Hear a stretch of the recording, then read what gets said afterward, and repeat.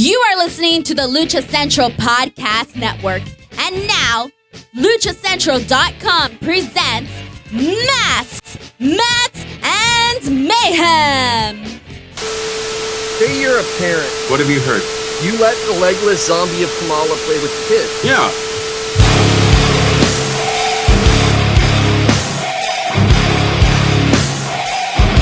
Welcome to another edition of Masks, Mats, and Mayhem. I'm your host, the Outlaw Ellie Red. I am having my lunch. You can find me on social media at Justin Harvey, not Jason, 75, at Justin Harvey 75. You can find the entire show on social media at MMMShow 75. You can find this guy right up here at Byron Fever. You can find that guy at Lucha Gringo. You can find that guy over there at Meef with an F, Meefloaf. And welcome.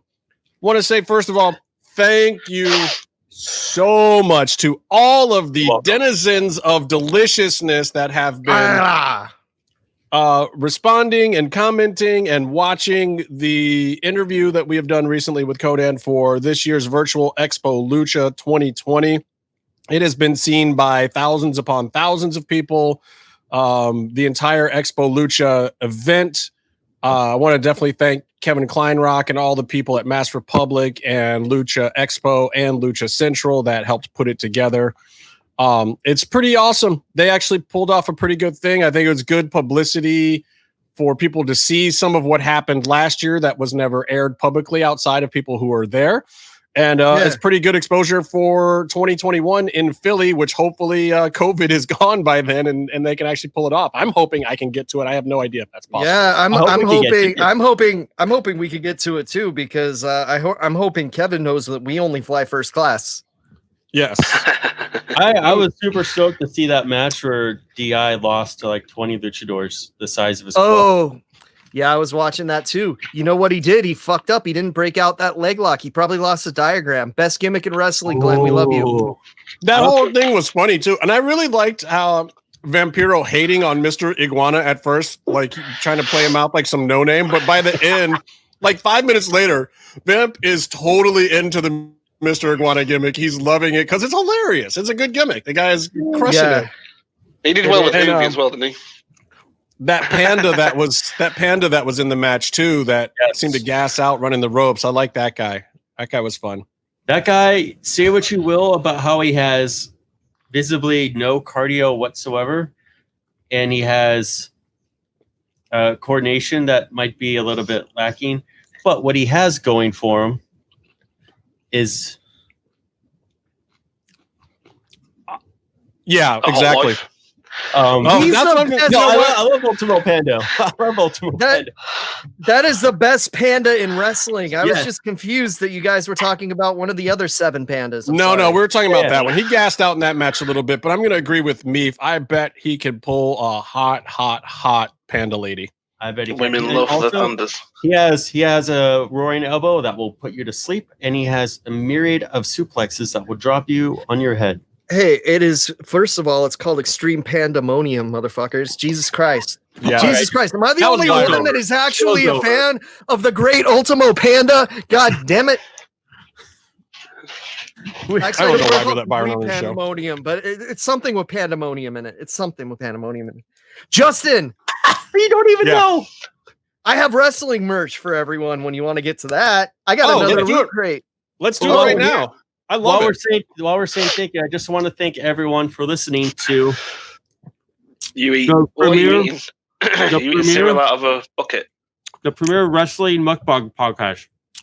Dude, you see, if you're in the audio version, you don't see Byron eating out of a bucket and drinking out of a wine glass at the same time, which is fucking amazing. First of all, look at that. Hipster. Look at that. I guess that's more of a whiskey glass than a wine glass, but yeah.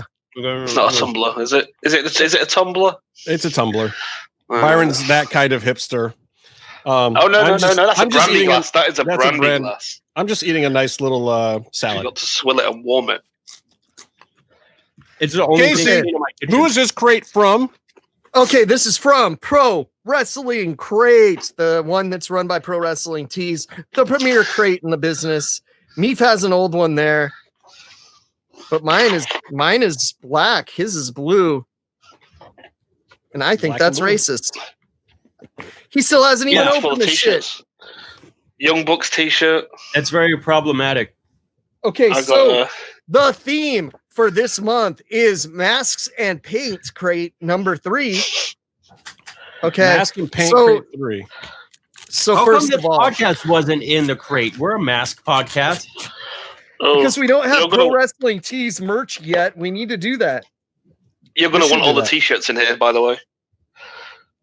Whoa, what does that tell you guys? Oh, look at this. It includes a mask of Glacier? The Great Glacier. Blood runs cold, motherfuckers. Cryonic kick for your parts, bitch. That's super dope. Honestly, that's super dope. I gotta get one. I fully appreciate everything that just happened. So every October crate comes with a mask. Review wise, it's made out of neoprene. It's not the most high quality mask, but I paid $30 for this crate. You'll see all the other shit I get. I'd say this is worth a solid 10 ski on its own. It's pretty good. It's actually got like little rivets on it and shit that are real. That's not like material. So I dig it. And they're annoying to put in. And it's Glacier. How often can you get any kind of Glacier item? Come on. You get a pretty cool hurricane pin. I was a little scared he was going to be the mask because I really wanted it to be Glacier. Stand back. There's a hurricane. But how dope would it be to get a hurricane mask? He does sell them still. It depends on the mask. Maybe not. Okay, so it's a Halloween theme. So we got some scary wrestlers in here. So we got the Boogeyman Micro Brawler. Look at that shit. Nice. Wait, that thing has one too many teeth, I think. Yeah. No, that's just extra worms in between. Oh, okay. Can I tell you that the Boogeyman is such a tremendous live act? I saw the shows I would go see in Florida with the Headbangers. He's still doing it, huh? Yeah, so he would go there and he would do the match before intermission. He would, with the worms and everything, just as if he was on TV with WWE at Tough Enough, getting kicked off for being too old. And he is chasing down kids with worms falling out of his mouth. Are you a good kid or a bad kid? And they would just stand there and cry. Amazing. Okay, I got a beef right now, you guys. Okay, what's up? Turn your mic off. Okay, so this is the Masks and Paint crate. So it was a real stretch to get Kross in here. They used that one photo of him wearing face paint like the one time he did it. And so I'm thinking, last match. Oh, is it going to be an autograph? Is it going to be a figure? Is it going to be a shirt of him wearing it? It's actually a comic book, which is dope. Actually, Tales from the Cryptic Closet. I am not complaining about this comic book. It's a horror comic. I love it. It's got severed heads on the back, all kinds of fun shit. But the Killer Kross involvement is he wrote the foreword to the comic. So this one page right here is all that Kross was involved. Unfortunately, I wanted more from Kross in this. When they announced him, I was excited. Like maybe I'm going to get an 8x10. Maybe I'm going to get another Kross shirt. No, I did get a good comic, but I feel like his involvement was a little too tangential and they were really stretching to get him in there because of his recent success in WWE. And so, yeah, for those who live under a rock, we are talking about the Karrion Kross, who is the former and never defeated NXT champion, correct? That Kevin Kross that's on the shelf down in Crow. I believe he's down in Tulum right now. Actually enjoying his rehab. I believe that's what's going on. Or he's burying bodies. I don't know. Okay, so this company that printed the comic, they give you a 20% off sticker here. They have a fanny pack that is just Danny DeVito's face. It's a Danny pack. Wow. I think I need to buy that. Danny pack. Pack. That's also amazing. Very special Halloween sticker. Look at that. Happy Halloween from Papa Chongo. What? But, yeah. I heard he was going to be in a Battle Royal this year. So we're pushing close to the 30 to Wade Barrett. We're pushing the $30 mark already here. Okay, also pretty dope autographed 8x10 by Kalisto for people that are into that. Kalisto's a great wrestler. That's like $10 online, easy. 15. You know? Do you guys remember Kalisto's what? Karisto? Karisto eats salmon? No. Karisto is Byron watching too much fucking New Japan today with the Japanese commentary on. Karisto. I need to get back into that. The G1 I thought was tremendous, by the way, but Jesus Christ, I'm not done. Well, I'm not going to get into it because we're not about spoilers on the show. We won't talk about the results until 2 months after the G1 ends. But if you do slip up and do a bunch of spoilers on the show, I'm taking Mutter off the wall. I'm just warning you right now. Take him off the wall. If you mess up with spoilers on people, Byron, I'm taking Mutter off the wall. It's only fair. So anyway, I just wanted to say, do you remember speaking? Just because Karisto is really good. Do you remember? Oh, I get it, Kalisto. I was switching that. Yeah. Do you remember that one movie he did on WrestleMania off the top of a ladder, where he backflipped and fell on? Remember how great that was? How he broke his asshole. Yeah. I did a lot of good ladder. Yeah, it did great to risk your rectal health like that. Talk to X-Pac about it. Yeah. Okay, so it wouldn't be a pro wrestling crate without shirts. They send you 2 shirts at the $30 mark, which is what I do. They actually changed to a softer shirt this time.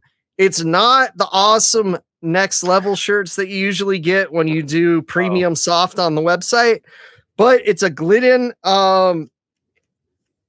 soft shirt, which is way better than the shitty regular Gliddens that they were using. So it mixes up every month. It's really weird. Sometimes you just get them like that. Because I went through some today. Mm-hmm. I put one on and I was like, oh, this is the nice ones. Oh. Yeah, this one is definitely one of the nice ones. They got a nice vintage looking Legion of Doom shirt. Nice. Wow. What a rush. Ooh, so that's kind of dope. Reminds me of the LOD shirt I had in 5th grade, that red one that they did. But that hat on the front of it. Also, Darby Allen shirt, kind of fucking dope. Yeah, I'm not gonna lie, I like that one. That's pretty dope. It's got his face hidden on the rib cage here, just trying to get in the camera. See that shit? That's half his face. It's the skull half of his face. The paint half of his face. So yeah, I like that. I'm a fan of Darby Allen's work. I was a huge fan of the Road Warriors. I'm into it. I was very happy with this. I'd say $30 well spent. The last 2 in a row. Yeah. Not so sure about the next one. We'll find out. We'll see. All right. Like I said, even before when I was paying like for the 3-shirt one, for like I think it was like $45 or $40. It was so much worth it. Like you'd get like at least $50 to $60 worth of stuff. Yeah, and I'd say solid. That's like a solid $30. Those micro brawlers go for a shitload of money. I'll show you the stuff I just found in the box that I've put to one side. Okay, what do you got? Wow, Generico shirt. Ooh. Nice. Oh, that's so cool. It sucks he's dead. To the world. I've got to unfold this one because I'm sure one of you wants it. The fact that he died saving a bunch of orphans. Look at that Vader. Wow. That's dope. There's a cartoony Young Bucks. It seems appropriate. This was probably Byron. What do you mean? Masters of the Universe, Cody. Oh, god damn it, Cody. That's dope. I like that.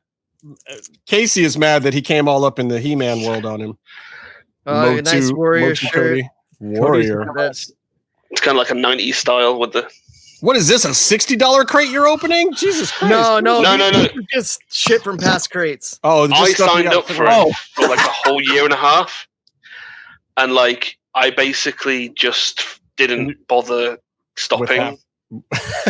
So yeah, I didn't even care. So they just sent me boxes. So I've got T-shirts I've never worn. They're all never worn. You're saying you Columbia housed yourself. Yeah. There was all really good stuff. So I'll just go. It's worth it. And I've got like a load of autographs I've not even gone through yet. Casey, I have a question for you. I'm thinking of grabbing that Glacier mask off eBay. Do you suggest I try and find the whole crate on eBay? Or because you missed the crate? Did you like the other stuff? And are you going to find your shirt size if you do that? That's the other thing. That's true. Did it sell out? It sold out. Yeah, it sold out. Oh, okay. Because sometimes they October do. One they always sell back ones, don't they? Yeah, October always sells out because of the. They said it had a Karrion Kross thing in it. Of course, it sold out. Yeah, True. I can't wait till he comes back. That dude's money. I hope. Oh God, did you see him he lifting? never comes back. You know why I hope he never comes back? There's so many other wrestlers in the world that I like a lot, and he's just going to murder them all, and that's just sad for them. Yeah. Well, Like, I'm look. Wouldn't it be awesome if he just retired right now as NXT champ and just never, no one could ever prove that he was not like completely the shit his entire career. Here's something that shows you that Karrion Kross is smarter than all of the other wrestlers. When he had his contract issues with Impact, what did he do? Well, when he was around, he kept booking the indie shows, but also he took off to them or wherever the fuck he went, got a sweet new tattoo, learned a bunch of meditation, worked out.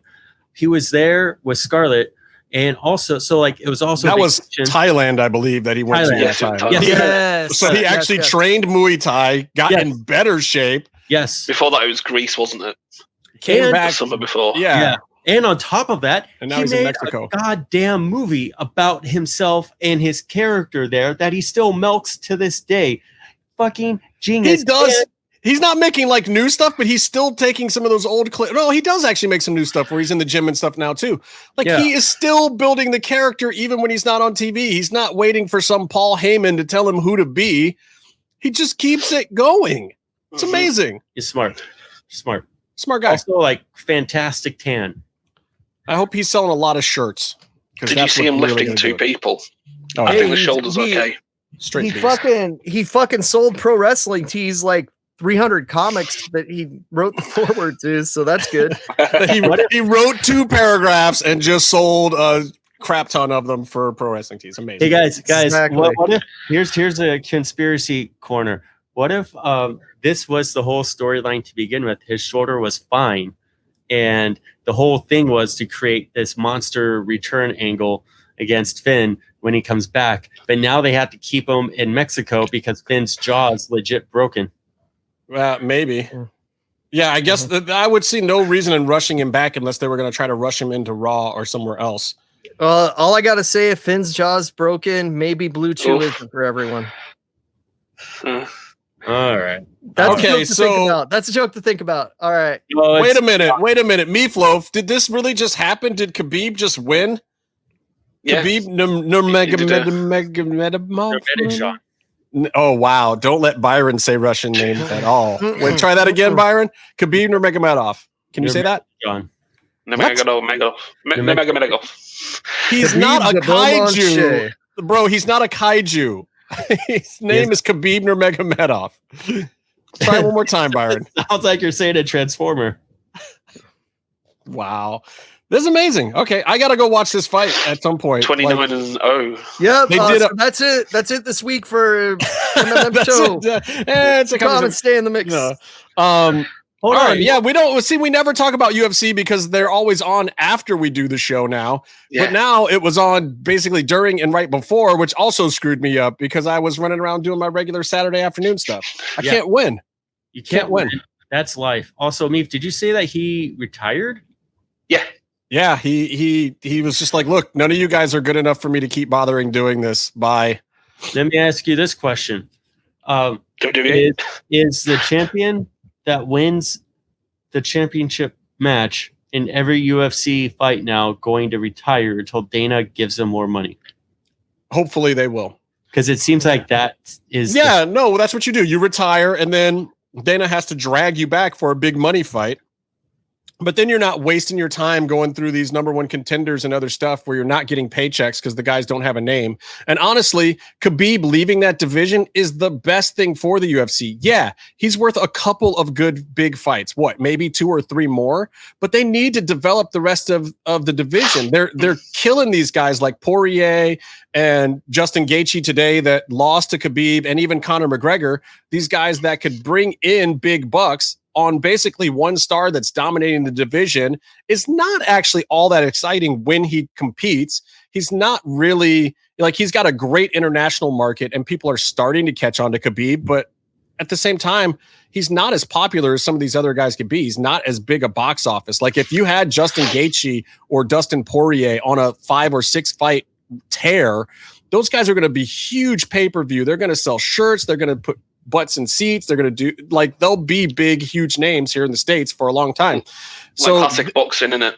You keep them apart and you build someone up so they have a good record and you've got as much money out of them. And that's when you finally let them fight each other to show who's the best in the weight division. And because they the UFC each hold all these different world titles, don't they, from different fucking companies? Right, but UFC doesn't have the ability to do that. So what they have to do instead is they have to be able to have a division where all these minor scraps and skirmishes underneath the title actually mean something. The problem with the lightweight division right now is like all those scraps and fights underneath, like Cowboy versus Gaethje, that should be a big deal, except for the fact that at the end of it, that guy knows that he's just got to run into the brick wall, Khabib Nurmagomedov. So it kills the whole division. There's like no point for all of the other fights in the division when you have a guy that's that dominant. Anderson Silva did the same thing for a while. John Jones has completely ruined the light heavyweight division, which used to be the premier division where you had Chuck Liddell and Rashad and Rampage and just so many. Yeah, you had all these huge names and literally dudes couldn't hold the belt for more than a fight. It was super exciting. It made it the premier division in combat sports in the world for a while until all of a sudden John Jones gets there, clears out all of those guys. Then none of the new guys coming up ever cracked the code. The most exciting thing in the division for 10 years besides him was Gustafsson. And now that whole division is decimated. And you got guys like Glover Teixeira that back in the Chuck Liddell days would have been a champion 3 times over. But yet he can't get anywhere near the belt with Jones in there. So it's like now you clearing Jones out of that division. If you clear Khabib out, Israel's starting to clear his division. So that weight class that was exciting for a while is getting old. It's weird. UFC needs a champ to be a champ for maybe 4 or 5 fights and then not be in that division anymore, or it screws up their whole organization. Like Demetrius Johnson as the featherweight champion basically ruined that entire weight class. They need to go from an Intercontinental to World Championship. Yeah, I don't know. It's weird. Wrestling has some of those issues too. Anyway, I just thought it was interesting. That's all the MMA. We haven't talked MMA on this show forever, so you got a little bit of it. Hey, That's guys. the first time I've ever talked MMA. I want to talk to you guys about our sponsor because I'll do the read and I'll read all the copy and the nice things that they ask us to say. But I want to give you guys my truthful impression now that I've used some of these Manscaped products that you can get over at manscaped.com. And also, if you go there, use code MMM and help us out. Do us a favor. I really enjoy these products now. I really want to keep these guys as a sponsor. So if we move some units, they'll keep us on for a long time. So definitely go there and do that. But Casey got to use the stuff last week because he got his box before me. I literally got my box today. And let me tell you, it's talking about moving units. My unit moved just at you mentioning Manscaped because of how good it's made my unit feel for the past 2 weeks at this point. I definitely, yeah, exactly. I carved up Casey's mic. I carved up my pumpkins with the lawnmower 3.0. Excellent. Hell yeah. It's the reason I'm growing. Did you do the happy mouth or the scary mouth? No, I did. I went full. I went full in. I went like full Mike Myers on the whole pumpkin.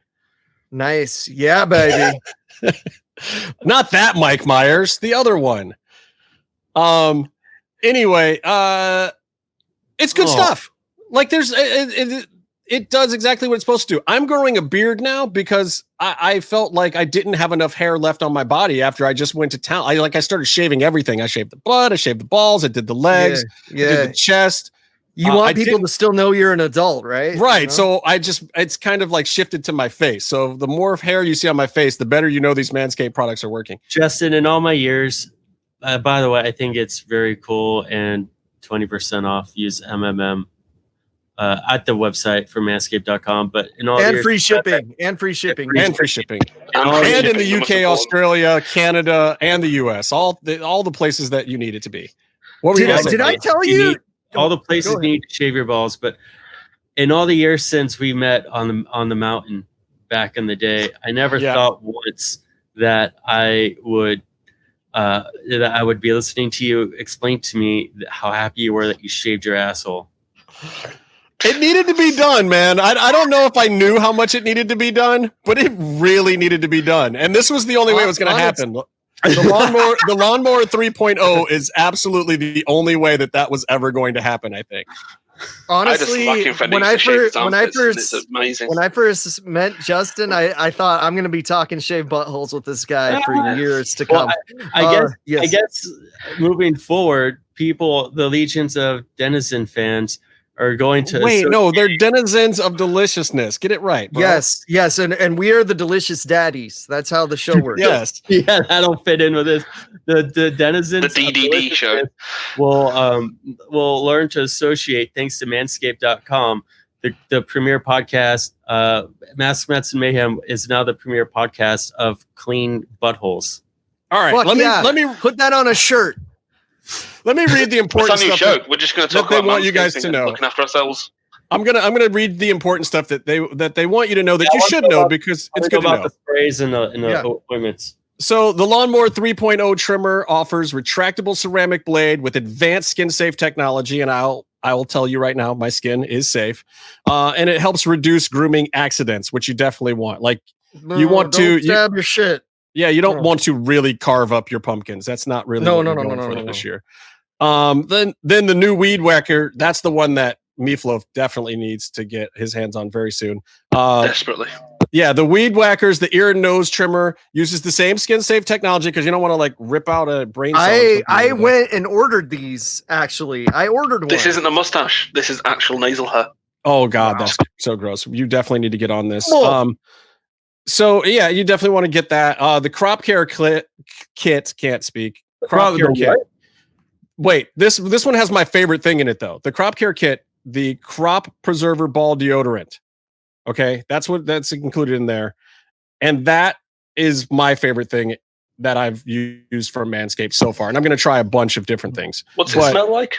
Okay, look, it's almost Halloween time, and everybody wants to be Batman, but no one wants to be Batwing Man.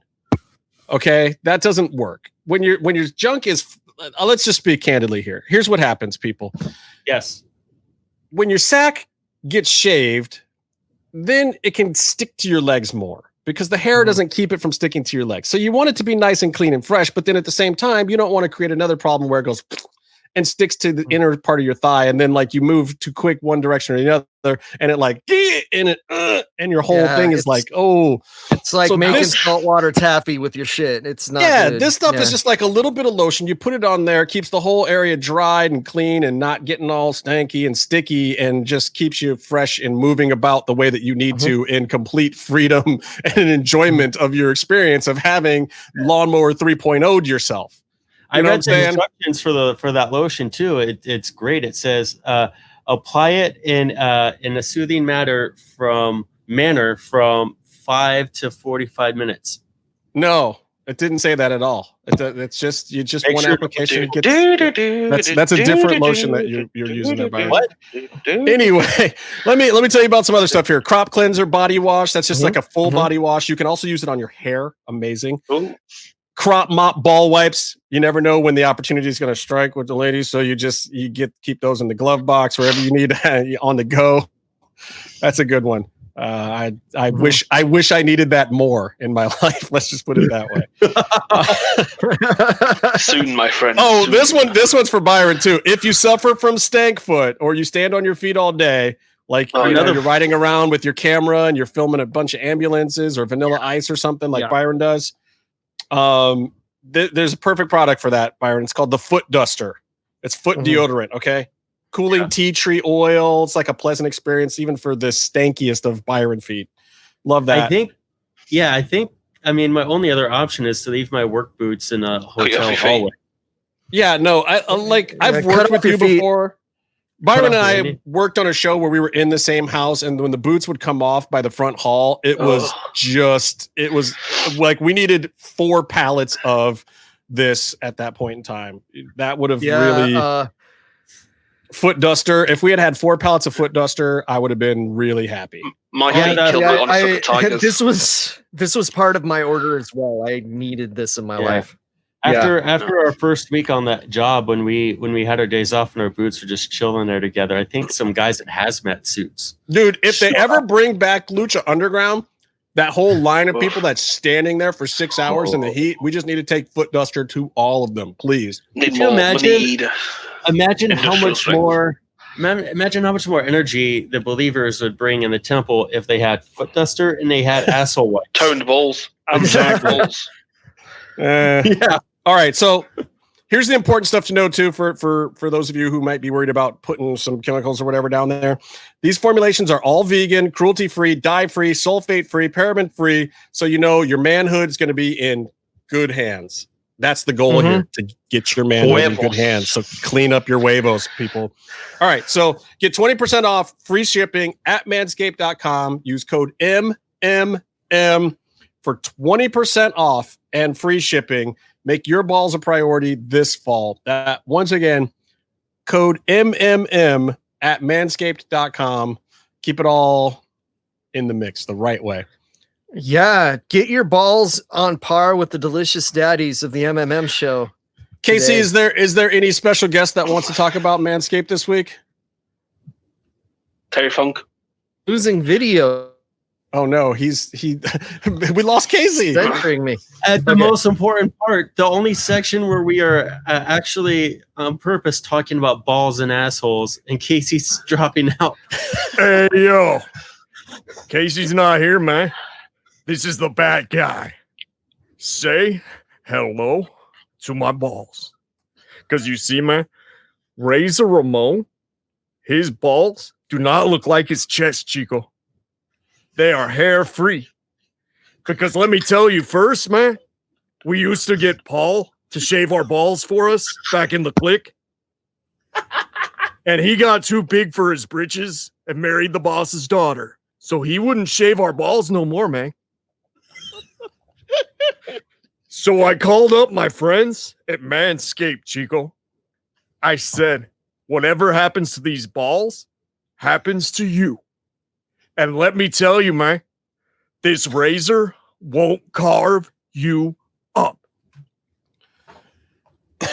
Oh my God. I'm crying. For those who are only listening to this, thanks, Razor. Best believe there was a toothpick throw at the end. Oh my God. All right. Look, I want to talk about our Lucha Underground rewind this week. There's a bunch of stuff coming up. But first, let's jump over to Denise Salcedo in Lucha Central to tell us everything that's happening this week on the Lucha Central Podcast Network. Hey everyone, it's Denise Salcedo here in Lucha Central with a reminder of where and when to catch all of the great network content this week. Get the full lineup and listen to all of our shows in the podcast network section of luchacentral.com. Sundays on the Lucha Central Facebook page, world-traveled shooter of the camera kind, Jerry Villagrana goes mano a mano with a fellow photographer to throw down about some of their favorite photos they have taken at Lucha Libre events. Monday, Business of the Business returns as Mass Republic President Kevin Kleinrock takes you inside how your favorite Lucha Libre merchandise gets made. On Tuesdays, Mass Mats and Mayhem takes you inside the world of Lucha Underground as they take you weekly through the series with the benefit of hindsight and the benefit of special guests from the groundbreaking series. Check out the premiere video stream every Tuesday at 2 p.m. Pacific, 5 p.m. Eastern on the Lucha Central YouTube channel and at luchacentral.com. Then listen to it on your favorite podcast platform every Wednesday. Tuesday nights live, it's Wrestle Boss, where Favi Chulo talks MMA and pro wrestling with special guests and listener call-ins. Visit WrestleBossLive.com Tuesday nights at 7 p.m. Pacific to listen live or call in with questions or download the show on podcast platforms on Wednesdays.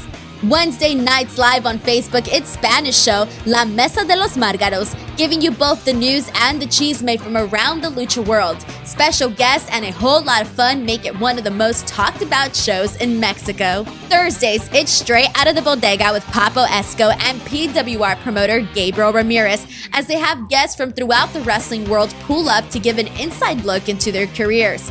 From indie standouts to television superstars, each week brings a new name and perspective.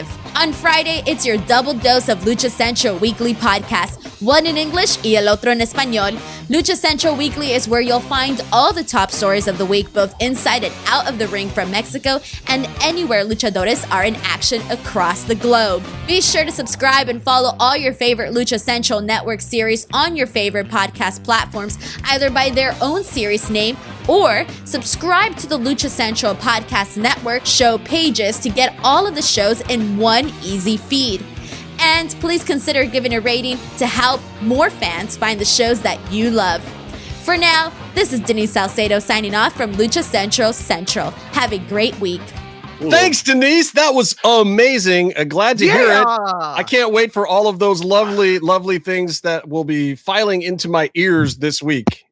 The Lucha Central Podcast Network is definitely where it's at, not only because of our show, the Masks, Mats, and Mayhem show, but also because of the other shows. Look, I've been listening to the weekly, and I'm getting down with the weekly. I like those guys. Those guys are A-OK in my book, in addition to everyone else. But I hadn't been listening to them as much because there hadn't been a lot of Lucha Libre going on, but now you got Autos Luchas back, and you got stuff. Weird things happening. LA Park fathering people's children. Brendan's always got good stuff to say. It rains on the drive-in Lucha. It fucking rains. Oh, dude, Lucha Libre as a sport right now just cannot win in general. It's just been a dismal. 2020 for Lucha Libre is like pretty bad. It's like a year full event Puro on commentary that we're about to talk about right now. Okay, so here we go. Does remind me, rest in peace, Principe era. Oh my God. Jesus Christ. Wow. Yeah. Considering we almost saw a similar man. Incident on AEW this week, I think we should say that. No, we'll get to that too. AEW, I think was different. This was this wasn't a bump. People are starting to say maybe it was the congenital brain hemorrhage that would have happened. I thought it was a heart thing. No, it was a brain aneurysm. Brain. Oh wow. Yeah, it's so unfortunate. Which I've heard. I could have sworn that's how Plum Mariko died in Japan. Women's wrestler. She got powerbombed right on her head though when that happened. And but it might have just been brain hemorrhaging, and I'm being confused. I'm not very good with medical terms. Turns out I'm not a fucking doctor. Sorry, Byron. But you are a teacher, and you are shaping the future of America, which is not frightening at all. Look, Byron, I gotta say that prostate exam's still valid, bro. Don't worry. The thing is, man, like people say, "Oh, wrestling's fake," this, that, and the other thing. Okay, yeah, it's predetermined. It's not fake. Like the damage incurred to your body. These people are still gladiators for our entertainment, just like any other athlete out there, any football player, rugby player, Aussie rules football, soccer, football, whatever you want to call it, baseball. Like these people are out there doing battle. They're doing it for our entertainment. It's the same as Roman gladiator times. I believe that there's merit to it. That the people need that kind of release. People need to see that type of athletic aggression. And I feel like if sports didn't exist, including wrestling, I think we'd have a lot more issues in our societies in general. So they serve a purpose, but at the same point in time, people got to know that it does come with a price, man. These guys put their bodies on the line. They're in dangerous situations. They're trying to always keep it exciting for us. And, this is another situation where the end of it was unfortunate, untimely, and sad. It just the other thing is obviously is the physical strains as well. There's been several soccer players who've literally died on the field. Which was a heart problem recently. Came to light in the early 2000s. I think they started to get diagnosed more. But there was a player, Antonio Porter. I watched the match live, and he was just walking back to his goalkeeper or walking back to the centre half, and he just. We had Mark Vivian Foe as well. So, it's the strains they put on their bodies, not just in terms of the hits and stuff. It's just like the actual physicality and, the workload you put on your body. It does take, it shortens things. It takes your toll and it shortens your lifespan. I'm going to be really, really interested to see over the course of time what the longevity of MMA fighters is. Everyone thinks it's so brutal, but it's like they get in and out. their careers, they don't get me wrong. Some of them are getting CTE issues and getting the brains rattled and whatnot. But I'll be interested to see if it's as bad as boxing, where the lifespan of an average boxer is low. Like, what's the average lifespan of a wrestler? 68? Come on. Like, some of these guys. Yeah.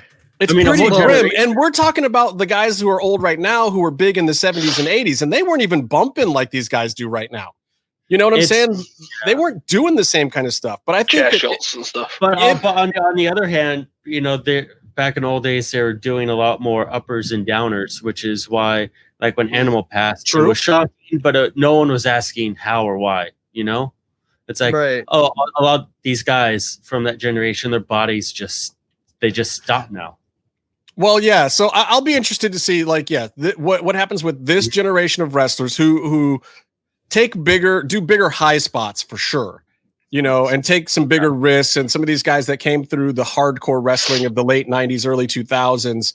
And we've seen a lot of those guys go already, you know. It is interesting because back, you know, in ECW days, Sandman would talk about how he'll do a barbed wire match any day of the week, but he won't let someone powerbomb him. Like, his feet aren't going above his head.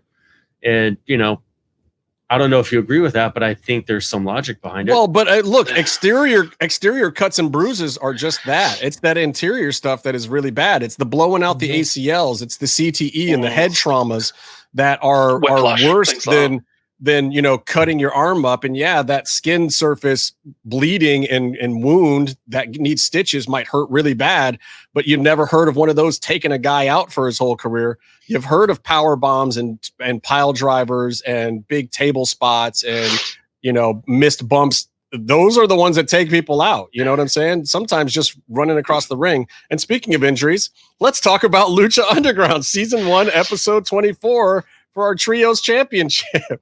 Hey, can I just get something out of the way really quick, Justin? Go for it. Fuck this episode. This is not. I wholeheartedly agree with Casey. Just to agree, there's some good things about this episode, especially from when it originally aired. Like that it was only 45 minutes long and it was over fairly quickly. In retrospect, though, there are definitely some things that not only were bad precedents, you know, they were also just not as fun to watch. But let's get into it. So we got this first vignette where Lotus is talking about how after 8 weeks, she's good to go. And she's basically tired of Dragon Azteca not letting her off the leash. And then this so far to me of the fight scenes that they filmed as vignettes is the worst one. She does like this, you know, the Bruce Lee thing where they're feeding to her for stuff, and it's super totally slow motion. Totally not Unmasked Luchadores fighting, and one of them totally was not Phantasma. Just saying. It really was, but it also was like super slow. The stunt choreography here was a little bit lacking. It's like I liked visually what Skip was doing with the backlight and the blue and trying to give it kind of a motif. I dug visually where it was at, but I felt like the stunt choreography on this one was not nearly where it was at with the Puma segments or the Conan segment or the Penta segment. Like, they've done this before and it's been so much better. And I don't know if Angela was doing this herself or if somebody else was doing this for her, but it wasn't great to me. I thought one of the Unmasked Luchadores that attacked her fucking threw a pretty sick spin kick. I don't know who that was, but it was a pretty nice kick. I thought that was Phoenix, actually. I could be wrong, but he had too much hair. Like, he had kind of like it wouldn't have hair. Been. Yeah. It wouldn't have been Phoenix if there was hair involved at all. That could have been could have been Penta right there. Actually, that was like a Penta haircut. Yeah, but see, Penta has a body type where you would know it was him. Yeah, but this guy kind of had that body. I think that might have been Penta. Ooh.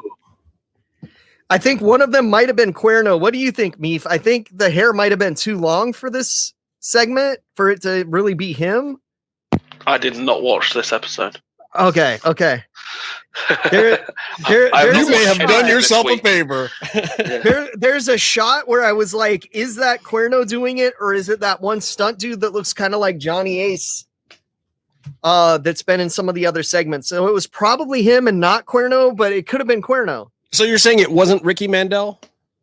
No, none of these look like Ricky Mandel. None of them were Ricky Mandel. This was all luchadors, I'm pretty sure. No, but I watching back now, I don't see how it wasn't obvious to us that Dragon Azteca was Drago, because his blocks are the exact same. 100%. And the face is like, it barely gets into the Azteca costume, and it's pretty obviously him. It's weird. I remember the best one was that everybody thought they saw the Phantasma tattoo. Yeah. The Quan. It was just a shadow from the shirt. Yeah. Anyway, so this is one of those storylines. If you have not already watched Lucha Underground, and you should go back, it's all on Tubi. Check them out. They're good. We're getting to the good stuff now. So join in where we're at. You don't necessarily have to go back to the very beginning. No. But they were really playing the long con here with the Black Lotus character. I mean, we've seen her since the beginning, and they're still building it up. And it makes sense, though, story-wise. Does it just fit like 2 series? Yeah, she does. Because she got pregnant, I think. And this doesn't get resolved until the very last episode of the show. Yeah. So you keep watching. Yeah. Keep watching. Keep going. Well, yeah. We'll see when we get there. What happened next? Pentagon versus Sexy Star. Oh, Jesus, yeah. This is the one. Oh, Casey just disappeared. Casey loved the match so much he's cranking off camera right now. But here's the thing. I want to say the good things about Pentagon first of all, which in watching this match, it brought me back to the fact that I realized Pentagon is good at working with female performers. He's also good at carrying a worthless shitbag of a worker. Okay. Let's put it that way. So here's I'm back. Here's so like he has a history, which we'll see later in the show, and also in other matches outside Lucha Underground. But at the time, he was the intergender tag team champ in AAA with Sexy Star. So he was already used to carrying her. Right. So they had a chemistry, and I mean, any match where Pentagon loses ever is here's wrong, the thing. But he made her this match. This to this point in Lucha Underground is the best that she has looked. Yeah, that does not mean that they should be putting her over on Pentagon right here. But Pentagon also, he's a nice guy, and he has said that he has been okay with putting over these performers that don't look as strong. He's been okay with this in his career. I don't think he should have done it this time. This did not make any sense to me. He definitely remembers where he was on that card at one point. So he wish someone had done it for him. I mean, I think Pentagon is the Pentagon story in Lucha Underground is a super slow burn, much to our dismay for a lot of it. But there was a payoff, and like he's where he's at now because of it. So I think you can't really argue. Yeah, look, he was fine in the long run, but very simply, I gotta say this. Pentagon losing to anyone from a very simple backbreaker doesn't make any sense. Now I talk about all the time how too many kick out at 2s and too many broken finishes and this, that, and the other thing. And every now and then a quick finish is fine. But if you're gonna put her over on any credible guy who has looked like a monster, who's one of your heels that's coming up quickly, like this just isn't the way to do it. They needed to at least put more into this finish or something. Like it was the most simplistic, simple, quick finish. This was like he was wrestling Randy Orton or something. This didn't make any sense that she went over that easily on him. Yeah, I mean, I think Randy Orton is a super smart wrestler, but also I do everything I can to not pay attention to Sexy Star finishing matches because it just her and her. Something's going wrong. I don't see how she presents herself as an offensive threat at all. So whatever. I thought they had. I get her getting a win at this point for the storyline that they were going for. I get her getting a win over a name, over a person, but not this easily. You just have to forget a roll up or something would have been fine because it's you just have to forget like 40% of the match and it makes sense and it works for you. Maybe. I don't know. Let's move on so Casey can come back. 45%. We're done with it. We're done with it. By the way, how were those dueling chants? Interesting. Yeah. It was interesting to say the least. This crowd was in and out. And this crowd, by the way, was the first time that I can think of where the standing room only up top was sold out. They had all the chairs on the floor now. This looks like finally, for the first time, Lucha Underground is at capacity inside the temple. Finally, the first half of what you've seen so far, the temple is not full capacity. They're not using all the space. This one, the entire upstairs packed with people. Yeah. The floor seats had the extra rows in the front. It was full on. We're not talking about that thing anymore. We're going on to vignette number 2, with Johnny doing weird Johnny size things and ADR coming in and giving him the business a little bit. Hey, he was doing the pull-up part with his left hand too. Respect. It was dope. I mean, yeah. And this was kind of this might be the first time, but as Lucha Underground goes on, we find Johnny more and more often in that little workout area doing some type of completely unique to him weird exercise. It's like they just kept trying to find new weird parkourish exercises for Johnny to be doing every time we see him. It got RVD over. It works for him too. You know what I mean? It's great. I love it. And he just goes about his scene. He does not talk very much here. They mostly let ADR do the talking. I'm sure Fogelman had something to do with that. Juanito, did I tell you about my new ball shaver sponsorship? Juanito. That's not gonna be one of the bits. My ADR isn't good enough. No. From behind the cell. ADR does really great promos, but also I think something that at least I never really paid much attention to until afterwards. They're all written for him. Like but he remembers them. Yeah. I mean, he's a true WWE guy, in that they could really write for him and he would go out there and do it. Like all the way back to when he was feuding with Santino Marella or whatever. That's right. You know, they would write ridiculous stuff for him that didn't necessarily fit, but he would just go out there and make it work. Sorry, I'm getting blown up. Someone's in my DMs on Facebook trying to talk dirty to me. So, what's his name? I think you know, Jesse. Tell Kevin Kleinrock I said hi. Hey, you've got your balls shaved now, Byron.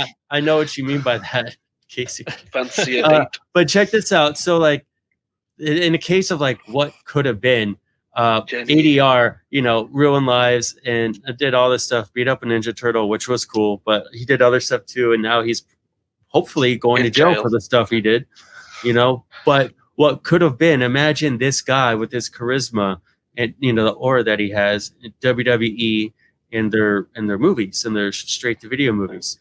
Yeah, just imagine if that guy hadn't racially abused him.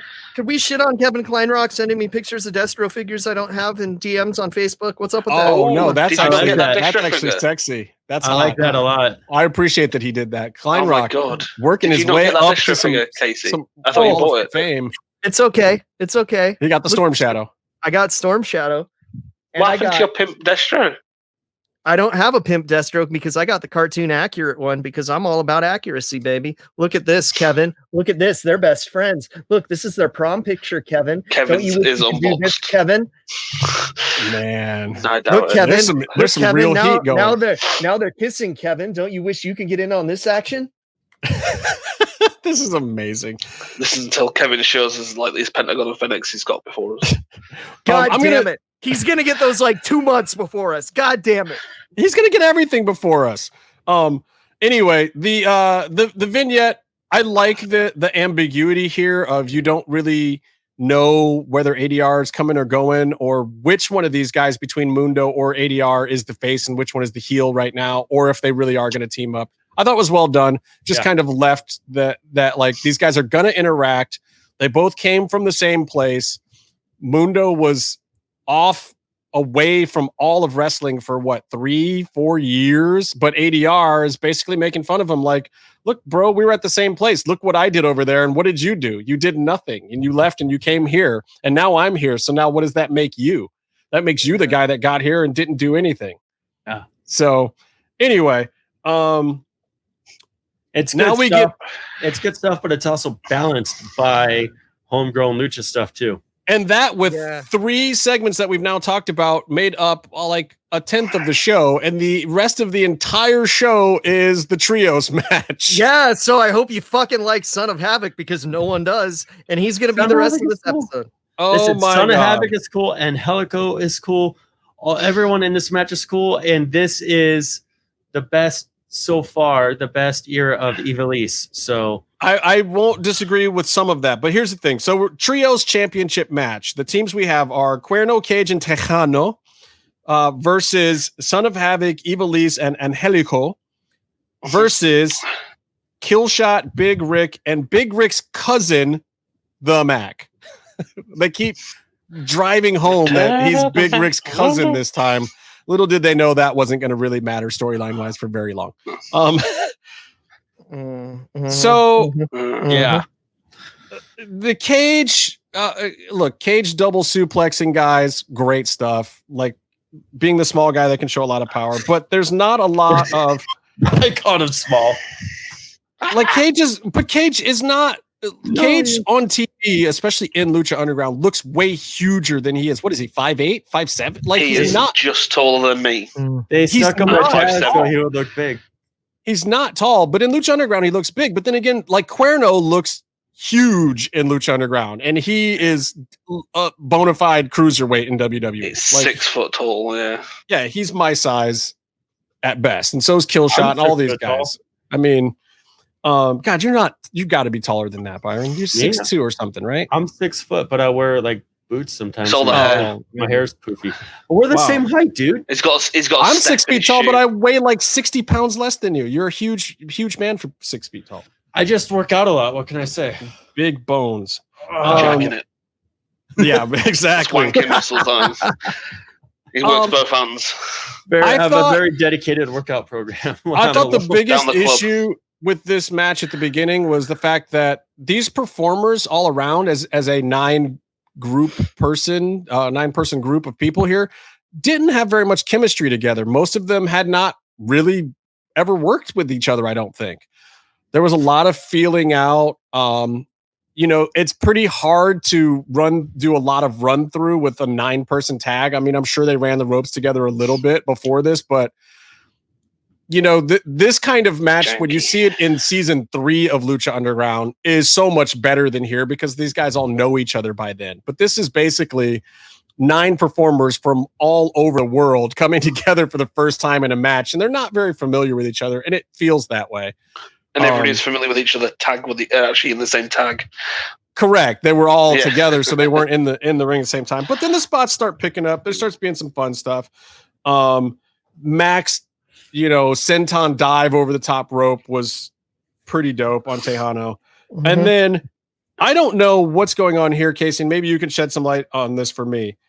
Evie does like a simple like bulldog press thing from the apron to the floor, and that's where she pulls up lame.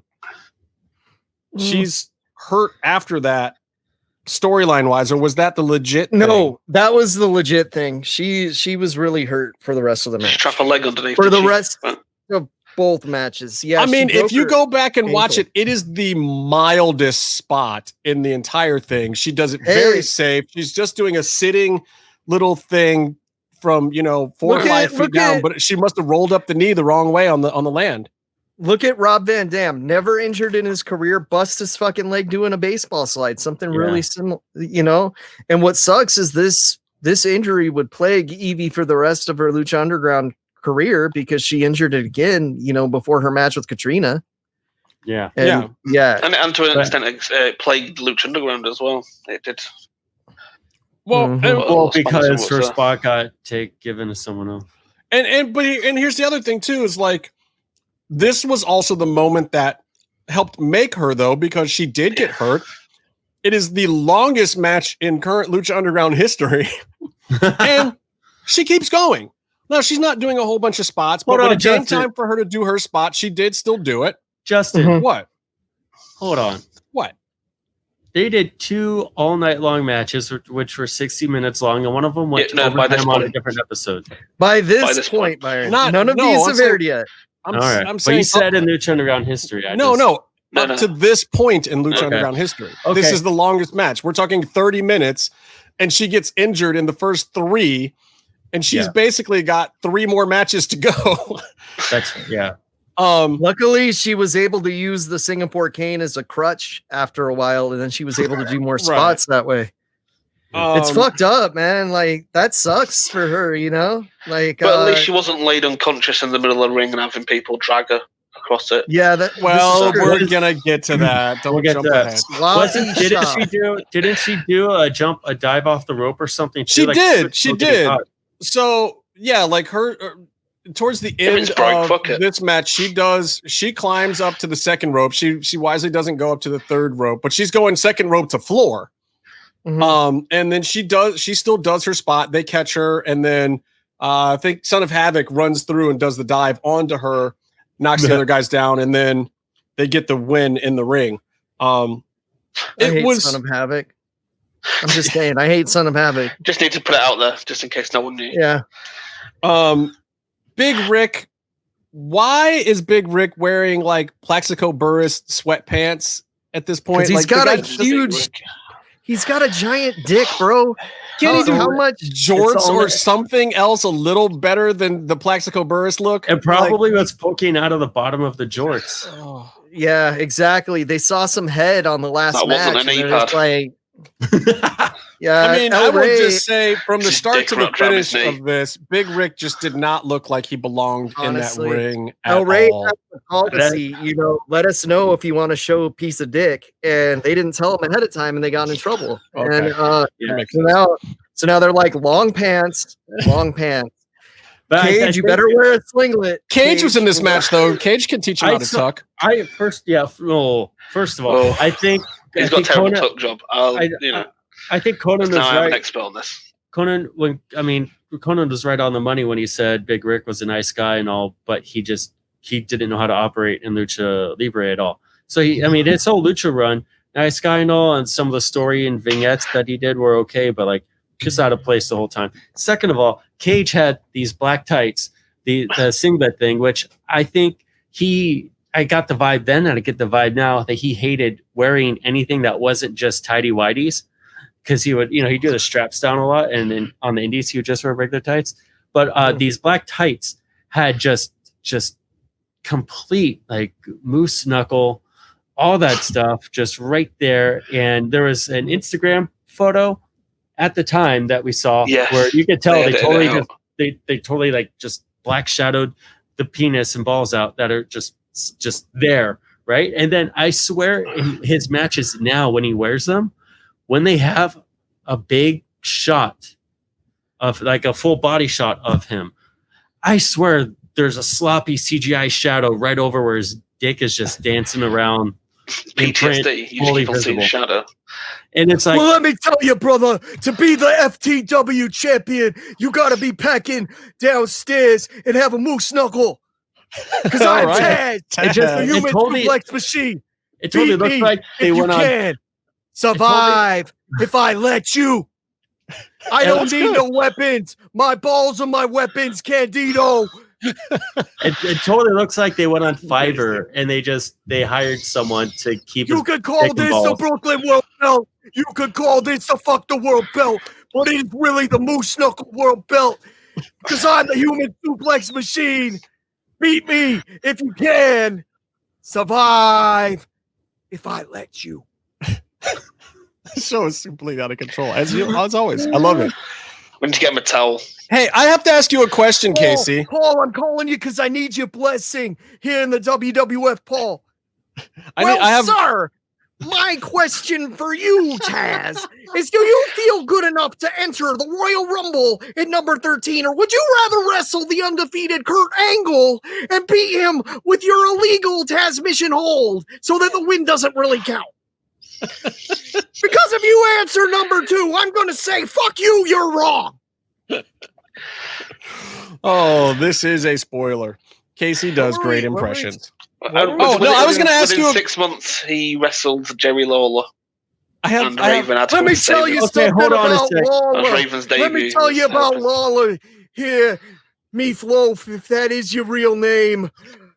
Jerry Lawler likes to bang little girls. And let me tell you something, that does not fly in the Red Hook section of Brooklyn, New York. Beat me if you can. Survive if I let you. Just another victim of the human suplex machine in my balls. I had a legit question for you, Casey, like 10 minutes ago, but I just had to let all of that happen. You see, Justin, the answer to your question is it's called the transmission, also known as the Kata Hajime, and it is a judo hold designed to choke you out, a legal and regular judo competition. And let me tell you something, and Dominic Dijakovic, I did not give you permission to use that hold, you son of a bitch. And let me tell you something else, Sammy Callahan, I trademarked wearing orange and black, you little midget motherfucker. And I can say it because game recognized game, bitch. Beat me if you can. Survive if I let you. Oh shit! So I've Casey, been working on that one for a long time. We can tell. If you're not really having enough fun, what is going on with Daivari in this Lucha Underground match? Well, let me tell you, Justin, what's going on with Daivari or whatever you call him. Let me tell you. You see, first of all, I was sitting at ringside and I smelled this smell. It smelled like very ammonia-like. And let me tell you, I believe that was the smell of piss coming out of that drink. And let me tell you, there's no room in the Red Hook section of Brooklyn, New York for those people who drink piss. Beat me if you can. Survive if I let you. Daivari or whatever your fucking name is. Oh, God. Taz, I have a question for you. Yeah. How many times do you go to the IKEA out there in the Red Hook section of Brooklyn? Well, let me tell you, first of all, we don't have an IKEA. Yes, you do. I've been there. I don't believe you because let me tell you, we don't have a place for the Swedish in the Red Hook section of Brooklyn, New York. So let me tell you, Ludwig Borger, get the fuck out of here with your furniture. I don't care if you're an environmentalist and you're trying to defeat Tatanka's undefeated streak with an illegal chair shot. I don't care, Ludwig Borger. Get the fuck out of here. Beat me if you can. Survive if I let you. Okay. There's a stay calm and stay. There's a Lucha Underground match. There's this trios thing. Kill Shot's pretty interesting to watch. There's a couple of fun Angelico things. They win the match, and Dario says, Hold on. You haven't really won the match yet. This is the first time Dario does one of these, He did the Speedy Gonzalez voice for Dario again, you guys. He did. We just need to make sure if you're watching the show or if you listen to the show and you see a picture of everyone who does the show, you would assume at least one of them wasn't the racist one. Right. It's me. I'm not. I can't be. Well, let me tell you, brother, there's not a racist bone in the human suplex machine's body, brother. Unless you're that piece of shit Sabu. So anyway, Killshot gets the first pin doing what does he have a name for his coup de grace thing? Do we have a name for Killshot's thing? He does a top rope stomp thing, kind of like a coup de grace, but it's not a coup de grace. It's the Killshot. The cross killer. The cross killer. Anyway, he does it and he eliminates Tejano, Cuerno, and Cage. Clean win. And Killshot's looking good. He does that snap kick thing to the back of the head, does a couple other fun moves. The house call? Yeah. The Big Rick. After this, though, somewhere in here, Big Rick pushes Evie off of the apron. We already know that she's pulled up lame. Maybe he doesn't know or not, but Marty Elias reads in the Riot Act legit. It is not a work at all. It is a shoot. Elias collar grabs him and reads him the Riot Act for pushing Evie because Elias knew, unlike certain referees that we'll talk about later, knew that she was lame and was leaving her in there because she said she wanted to stay in. And he pushes her off the friggin' apron, and she lands on the leg again.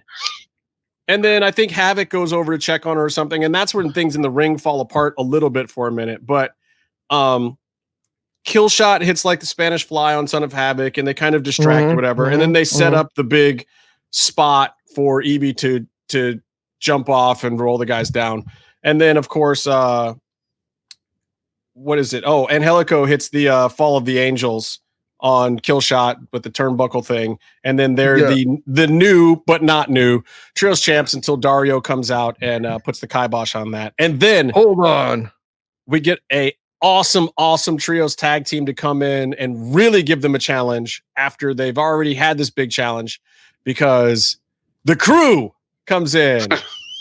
Castro, Cortez. Cortez Castro. There's only one name you need to know. Yep, one name you need to know, Justin. Cortez Castro. God. Wow. I'm sorry. Santos Castro Escobar comes in with his crew. I like the Crew, though. I think they're doing a good job for what. I do, too. I like 1/3 of the Crew here. Oh no! Wait, 2/3. Two-thirds. Fucking pirate, and the pirate was great. That's true. God damn it, Eric! Since we're talking about fucking Eric listens to all these ideas, but when we say we love the pirate, he's like, you can't like everything, guys. He's like, you guys are fucking stupid. You guys are pieces of shit. I'm never doing your podcast. He basically called us pieces of shit for liking the pirates to our faces, much. Right? But to our faces. Since we're here talking about the Crew, I just want to give a quick shout out to the Lucha homies. Check out Lil Cholo's documentary and check out all the Lucha homie stuff. They're awesome. Super dope stuff. Cholo's doc is worth checking out. Hell yeah. So I wonder if this was an audible or not that Dario. I believe that the second match was always intended to happen, but I don't know if it always was going to be a no DQ. I think maybe they did that to protect Evie more. Yeah, because it doesn't make sense that it would be no DQ to build to a ladder match later. Right. How great would it have been, though, if this entire second match was an audible where they were like, oh, she broke her leg. Let's make her do another match. Man, really doesn't have any friends. Tell her we want the finish to be her diving on some people. And then they go full ECW here. They're working through the stands. Everyone gets everywhere, which Excuse me, sir. It is done for a very specific reason. This full hardcore division at best. But the whole purpose of battling into the crowd was not to see that terrible botch of a spot that Son of Havoc did coming back over the little cage. It was to actually get Angelico up to the top of the office, which worked well. Everybody forgot he was up there, which is hilarious because in a match where the entire point of the match is to leave Angelico on top of the office, the problem is the fact that Eve Elise is hurt. So now you've basically only got Son of Havoc working and doing all of the actual work. And no one bit of a wants flawed that. concept. So good news is Evie wisely does a little bit of kendo work here, and you start using a kendo stick as a crutch. And of course, Angelico finally does an amazing spot off the top of the office, which brings this episode back from the brink of complete awfulness. He does this running dive into the ring, does it flawlessly. He does not get hurt this time. And he doesn't get hurt on any of his dives. It's wild. No, he gets hurt like walking down the street. So it is what it is. Evie canes the hell out of all of them. You have your real trios champions. And I will say this, at the time when this happened, I liked it. Oh yeah, we loved it. Yeah. Loved it. It totally worked for me. Awesome. I wasn't even mad at the Son of Havoc thing, but this is wrestling. When you're writing wrestling the right way, once you start getting things on track, you're making your audience actually care about things. The crowd came alive. The Angelico spot really, actually about halfway through the first part, really once Killshot started getting going and Cage got in a couple of good moves, was really the crowd finally had come alive. Cuerno was dreadfully underused in this whole thing. Cholo even got a few spots in, and Evie did her best. Like, look, for all of the talk about Evie now and her not, manning up and doing what she's supposed to do and this, that, and the other thing, she clearly said she wanted to stay in this match. They knew she was hurt, and she stayed in and did her part and did her thing, and they loved her for it. How faint praise is it? It's like, yeah, you suck now, but you did the right thing here. Well, I don't even say that she sucks now. She's just so questionable. Nobody knows what to make of her from one week to the next still. Like, I really still want her to be great. I wanted her to be great then, and she was one of the reasons why everyone was so happy that they won. I agree, and I think she hasn't really wrestled for the past couple of years, so we see that in the ring. Hopefully, I'm still a fan of hers, and hopefully she gets back to where she was in Lucha Underground. But it would be nice to see. There's the golden rule of wrestling is like, if it's over, it's over. Nothing else matters. And there's those instances like you only have Son of Havoc fighting for the team, or this and that. But at the end of the day, that trios tag team, their underdog, oddball pairing, odd couple pairing, odd trios pairing, got over. Yeah, and the unlikely trios. Unlikely trios. And this is her breaking her leg, her foot was almost the best thing for them as a group for their gimmick, because I was rooting for them forever. Well, and this is part of why I always wanted Ivelisse to really show the world something, because this was one of those things where it's like, yes, you got hurt, but it did help you get over. Everybody loved you for what you did after you got hurt at this point in time, and you can still build on that goodwill. To this day, she could still build on that goodwill, but she's still missing something. Something needs to happen with her. I don't really know what it is, but maybe one day she'll do it. Look, let's take another quick break, and then we got to come back, and I'm going to add one of my favorite referees to the Wall of Shame. Oh, yeah. Right after this. Come on back. Lucha-masks.com, in partnership with Mask Republic, give you personal protective masks to keep you Lucha strong in the fight versus COVID-19. With world-class luchadors Blue Demon Jr., the Lucha Brothers, LA Park, Ultimo Dragon, Cain Velasquez, Conan, and so much more. Head to lucha-masks.com and you too can become a masked warrior. Lucha-masks.com, powered by Pro Wrestling Revolution.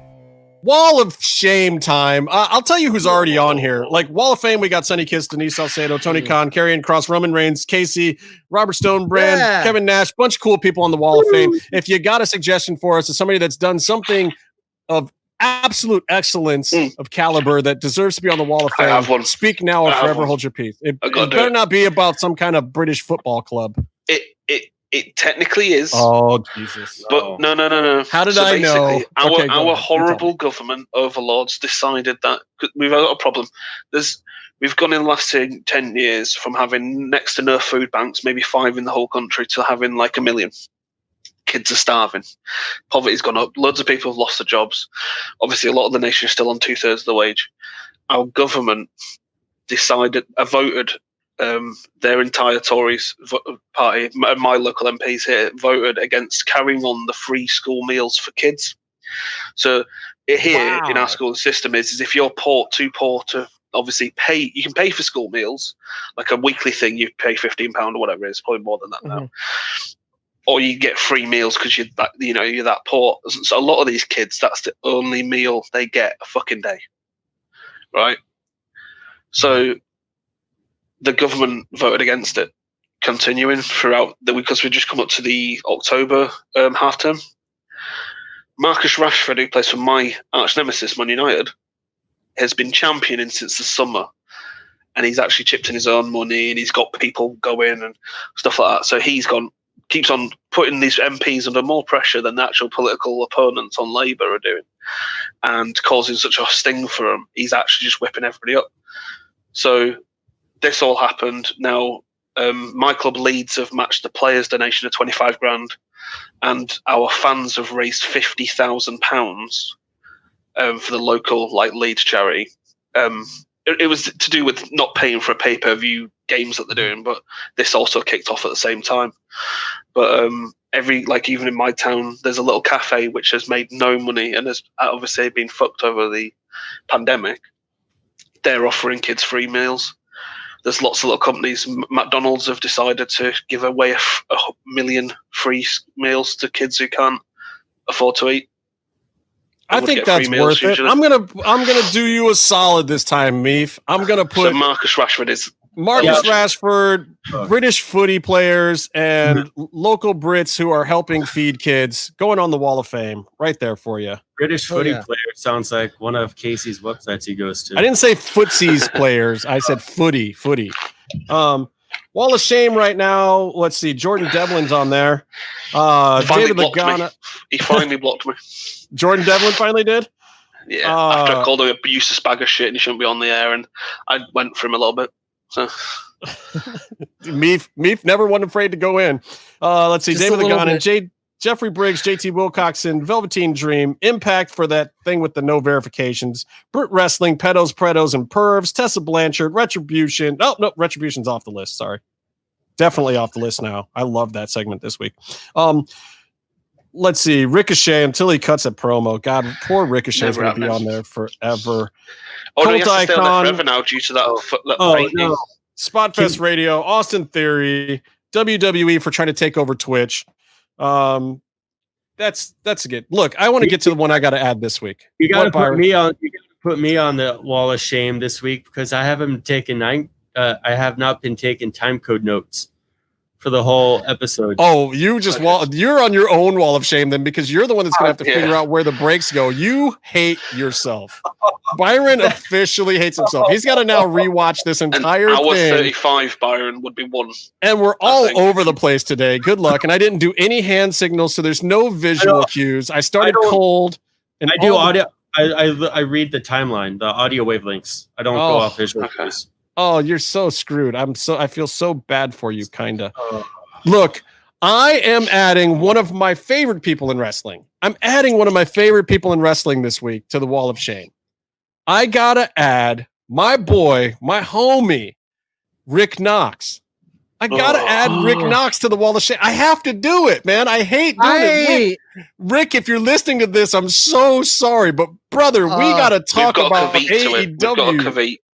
I was about to add your other homie, Tony Khan, to this list for the same thing. You think so? But Rick is okay. So here's what happened, guys. Somebody explain what happened. Byron, explain what happened. Why am I happy? Why does Casey want to beat Tony? So there was a big tag match, one of the Bucks specialties, and Alex Reynolds. I know. I'm just getting the name straight in case it gets mixed up later. Took a move. I think it was a DDT or something from Private Party, but he took a move that knocked him for a loop for a second, and then he just lied motionless on the mat for probably over a minute. 45 seconds at least. He took it was before they moved him. And it's just when you watch it back and you're looking for it, it's pretty scary because he takes a double top rope move from Private Party, which could be relatively protected, but also it may not have been on the radar there. But then his lip body gets dragged to the corner, and then his lip arm gets pulled up to the rope for a tag. So he's out of the action. Jerking his neck. And so all of that happens. And so at that point, something's wrong. And then they continue because it's an intricate, coordination of tag team spots. And like Nick Jackson had a House of Fire spot against two people. One of them had to be him. And so he's zombie walked through the whole thing. And it's like watching. He staggered towards it, like he literally just walked it, didn't he? Rather than actually reacting, he just walked away from the move. Nick had to wait for him to, anyway. And so I'm going to reserve. It was Weekend at Bernie's, right? I'm going to reserve judgment for Casey and me when they get into it. But just to describe it, when you go back now and watch it, it's pretty horrific to see from this perspective. And so that's what happened. And why Tony? Why you guys? So how do you feel about it? Okay, I think it was like watching Weekend at Bernie's, but not in the hilarious, uproariously funny way of the actual Weekend at Bernie's movie, cinematic masterpiece. Someone should have called an audible here. If it wasn't Rick, it should have been Tony, because he's the one that Can I share this thing, Byron? 3 days. 3 or 4 days after Principe Area. Am I sharing this thing? Yeah, it's working. It's working right now. So he's out. They do this move, which maybe they could have protected him on. Yeah, he's not kicking out, and now blade. Okay, so why right here does Rick Knox not check on him? Yeah, he doesn't do a hand grab. He doesn't doesn't check him. He doesn't do anything right here. At this point, they should know. Rick is calling it for a clean tag. Has already not checked on the guy yet. What we've missed is him actually being unconscious for about 30 seconds before that. He was out before he was out on the move prior to the double splash that we saw. Yeah. Yeah, they hit that top rope dive on a dead guy, basically. So, which there are ways that you could, like, especially a leg drop where you don't even touch the guy. They touched him. But yeah, I mean, and the thing is the shock of the mat on someone who's because but the weight hitting them out will bounce him Rick up. Knox finally just went over and looked at him, left him there, still didn't check his hands. There should be the bad bits coming up. So another thing about Rick Knox is that he has right here is the House of Fire. Look, where he's like falling down. Like he could barely get through this, and now he still got him in the corner. I mean, but they still butt like a bulldog. It's all neck. And to me, that's just there should have been an audible. There should have been, but like after Matt, would fire all of them involved in the match. I would fire every single person in there. I wouldn't care. I'd be here's the thing. Bad things happen in wrestling. It is the ref's job in there to be listening to Gorilla, to go over and check on guys after any big spots. You do a quick check, if nothing else. You grab their hand. They give you the squeeze. You're fine. You move on. Knox never did that, and I know Knox is a great ref. Like he's taken some bumps himself, but at the same time, this is part of my problem with these giant 10-man, 20, 30-man tags. There's so much going on that Rick is like still calling tags and trying to move the action along. He's worried about getting to the picture-in-picture break or whatever the hell else other thing he's got to do. And he leaves the guy unchecked to the point where other performers are going through the motions and dragging this guy around limp. Was he unconscious? Maybe he was fine. I don't know, because Rick never checked on him. He just never did. I got to put Rick Knox on the wall of shame. I got to do it. But honestly, what are you going to say? Did they not learn shit from Matt Hardy? Yeah. But there's also like you see this in WWE. Someone is yelling backstage. There's ringside doctors, like someone. I get all the action happening. I get the confusion at the beginning, and when he stands up and Zombie walks around, like, all right, that's bad. When he does that, when he stands up and he literally falls to his knee, that's most likely a concussion. You jump in and go fuck off. But that's when the ref is supposed to roll you out of the ring. Yeah. Another ref or a ringside attendant comes out and checks on you, and they put the kibosh on it. Yeah. Or somebody at Gorilla is calling in saying, "Hey, hold that guy, switch the finish." Like somebody at Gorilla is supposed to be working it out. And here's why I can't blame Tony Khan. I can't blame Tony because the whole thing is he is a money mark to a certain extent. He's supposed to be the business guy. He can be involved in storylines and what he wants, to be the presentation of the show. But he came into this thing with a bunch of other wrestlers. He gave Kenny Omega a chance to run division. He has Cody as an executive EVP. He's got the Young Bucks in there. Those are the guys that are supposed to tell him about the wrestling stuff. It's not his job to be sitting at Gorilla to protect wrestlers. He's not the one that's been doing that stuff for 20 or 30 years. They have those guys there in the promotion that know better. Somebody in Gorilla should have been yelling at Rick Knox to make sure that was okay. But they should have stopped the fucking match and went on later. It's a taped show. It doesn't matter if they stop and check on him. I think this one was actually live again, wasn't it? Are they back to they might be. I don't know. But also, like, the Bucks are probably among the best at arranging these types of matches. They could have recovered. It's becoming, it was always apparent that this is a mark promotion, and that doesn't mean a bad thing necessarily, but it's great to have that enthusiasm, and it's that generation. However, you're seeing these types of choices where they're a little bit too close to being a fan, like the Matt Hardy's match with Sammy. I get it if it's a live show. I get the performer impulse. We have to have a finish, and the finish should be relatively safe. Sammy's gonna fall in some styrofoam. However, like that should have been stopped. It should have been. Yeah, it should have totally been stopped. And I don't necessarily blame Tony because I don't feel like Tony is sitting back there. I don't blame Tony because I don't feel like Tony is sitting back there telling them, I need more, I need bigger. Like he's not doing the Vince thing. He's not pushing people to do too much. He's saying, oh, you guys want to do that? You guys can do that? That sounds great. Let's try it. Right. And the guys are the ones out there doing it, and the boys are the ones in control of this stuff, and they're taking it too far.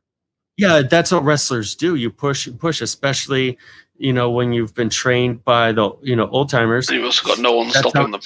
But their doctor, the guy who's in charge, he should be the one who makes these calls. He should be the one who doesn't care if the show finishes the segment. Well, in this particular instance, all these guys have complete respect for Rick Knox. If Rick Knox had pushed him out of the ring or said, stay off of that guy or hold on, unlike what we were talking about with Big Rick earlier, like you saw what happened when Big Rick did that to Ivelisse in that Lucha Underground match, Marty Elias read him the riot act right in the middle of the damn match.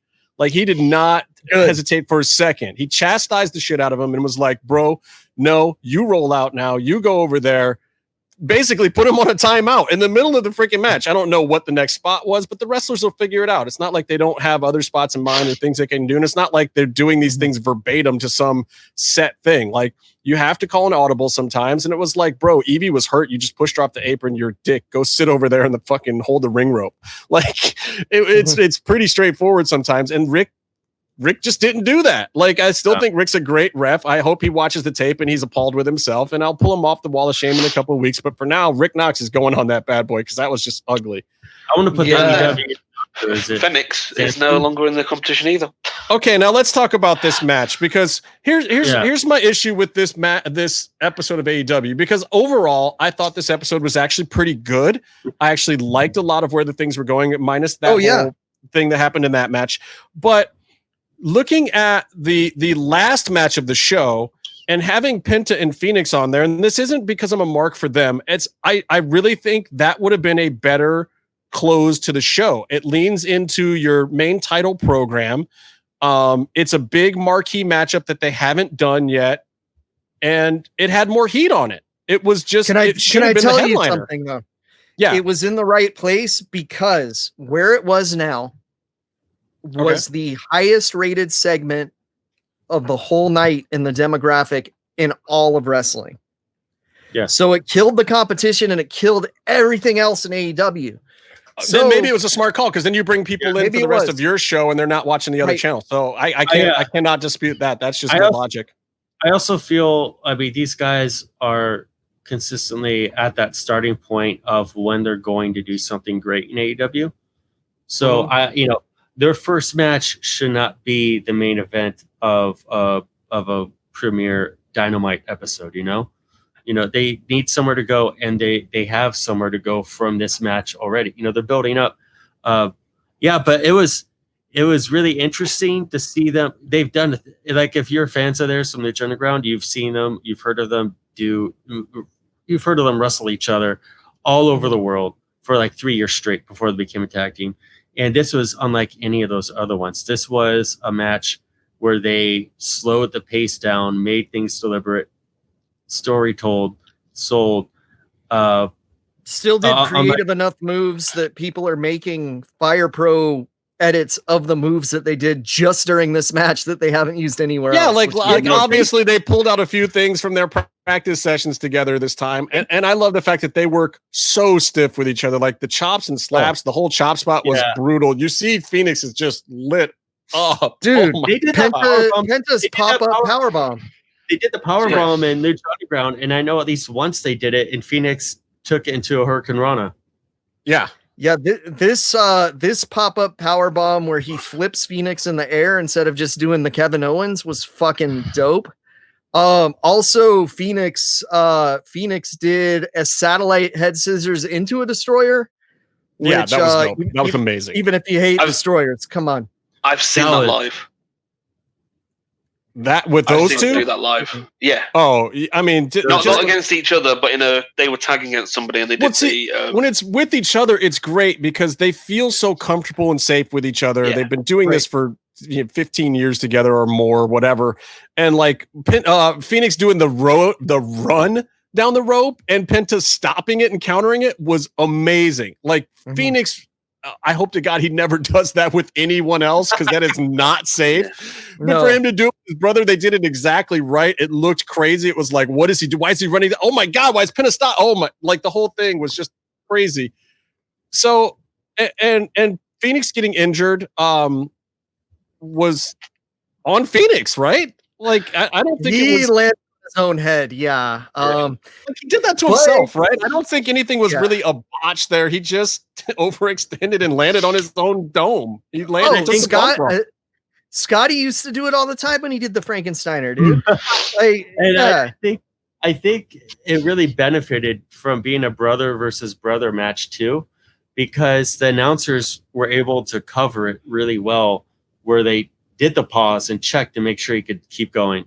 And they also were a little lighter because he didn't want to hurt his brother. Like, things made sense. Well, the most things made sense. The one thing I did not like was Pentagon doing the arm breaker, a move that we know from Lucha Underground is the ultimate finisher because like guys stay out for 8 weeks after that. You know what I mean? And here, not only does it not put Phoenix out, I like the fact that he was pulling up a little lame afterwards. It gave them some options storyline wise, even if Phoenix didn't have a legit concussion that needs to keep him on the shelf for a week or two. They could have played up the like, oh, he hurt his arm and now that's why he loses next week to Kenny or something, which is, I think, where they would have gone.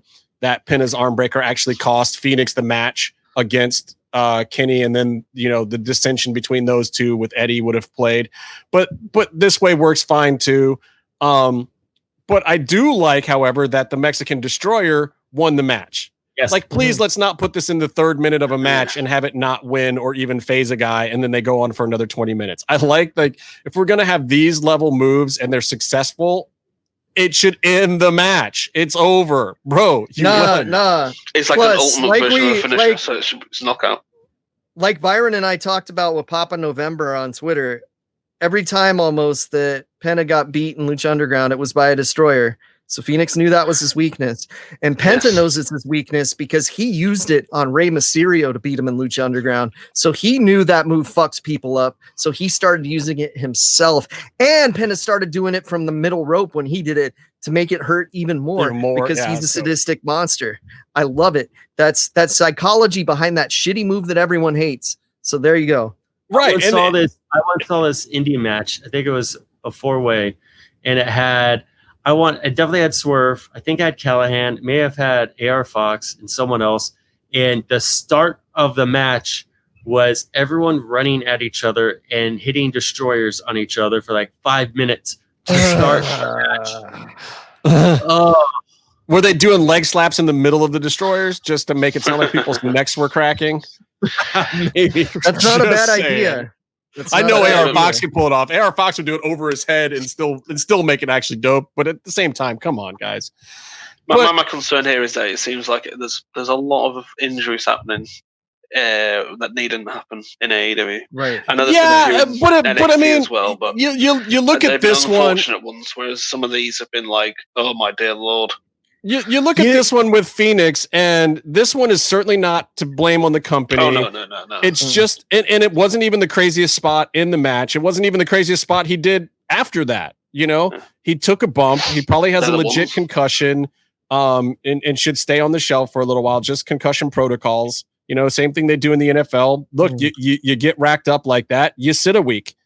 You just should. It's just safer for your body overall. We don't need him on TV that bad next week, as much as I'd love to see him in Omega.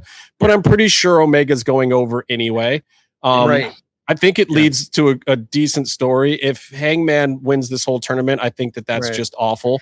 I think that new heel probably going to happen. Yeah. The new heel Kenny needs to be the face of their company. It's a good thing. I like what they're doing with Kenny already. He's the name. He's the brand. You're going for ratings. Establish your show. Get your show to the mountaintop first, and then let's mess around. Let's not. The only way Hangman wins the tournament is if Eddie Kingston wins the belt. So I'm kind of down for that. So that'd be okay. I still think here was my thing. Well, I'll let Chuck in a second, Brian. But here was what I would love to see happen. Now that we know that Pentagon is going to come in for Phoenix. He's going to face off with Kenny. I think there's some type of a little screw job in there to protect Penta from losing, but he's going to lose. I think that Kenny goes on to win this thing. I would love to see Moxley drop to Eddie Kingston. And then I would love to see at the pay-per-view after that, a 3-way dance with Kingston, Moxley, and Kenny after Kenny wins this tournament. And then Kenny goes over, takes the belt off of Kingston instead of Moxley. So it protects Moxley to still be in the title picture, but you have Kenny at the top. And I think you have an exciting company that people will watch for a long time and your ratings go up. I think they need the belt on Kenny Omega. They absolutely need the belt on Kenny Omega. Yeah, I think so. I mean, I like the promise. There's so much I want to get into, but I think the Cowboy has a couple more years of growing into his role. Yeah, he just does. And which I think he's doing. Wyndham Jr. He showed. Listen, we called him out. He showed up to AEW out of shape. Kenny called him out for that too. And like a week or two on commentary, it's a real thing. And he's getting into it now, and he's working his character now. But he's not there. I think Eddie Kingston has to be one of the best hires of all AEW as far as where he came from, probably how much they're spending on him and how much they're getting out of him. He's a guy who probably, like, he could barely walk 10 feet. You know? Correct. But he can carry a third of the show in promo, like you just saw. He is the type of guy who can eat quality minutes, keep ratings without taking bumps, so you can rely on him. He's a guy... He's 100% a tremendous, phenomenal transition champion. Yeah, and if you believe Twitter, he can eat a lot of quality things. He can eat a lot of quality things. If you believe Twitter. God dang it. All right.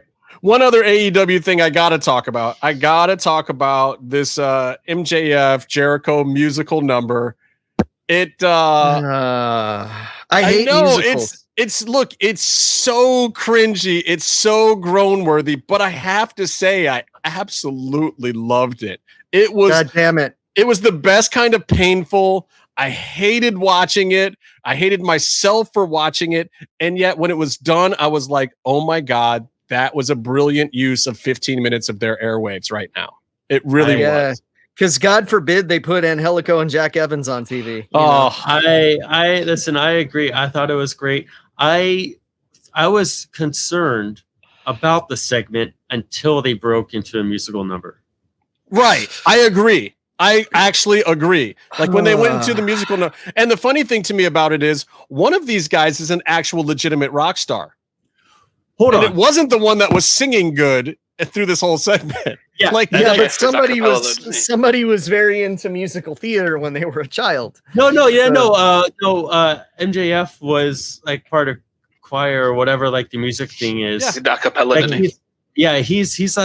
it's funny because Jericho, like, I love it, and he's great at what he is, but he looks like he's sweating vodka out there the whole time. He was fucked. He was probably was. He was.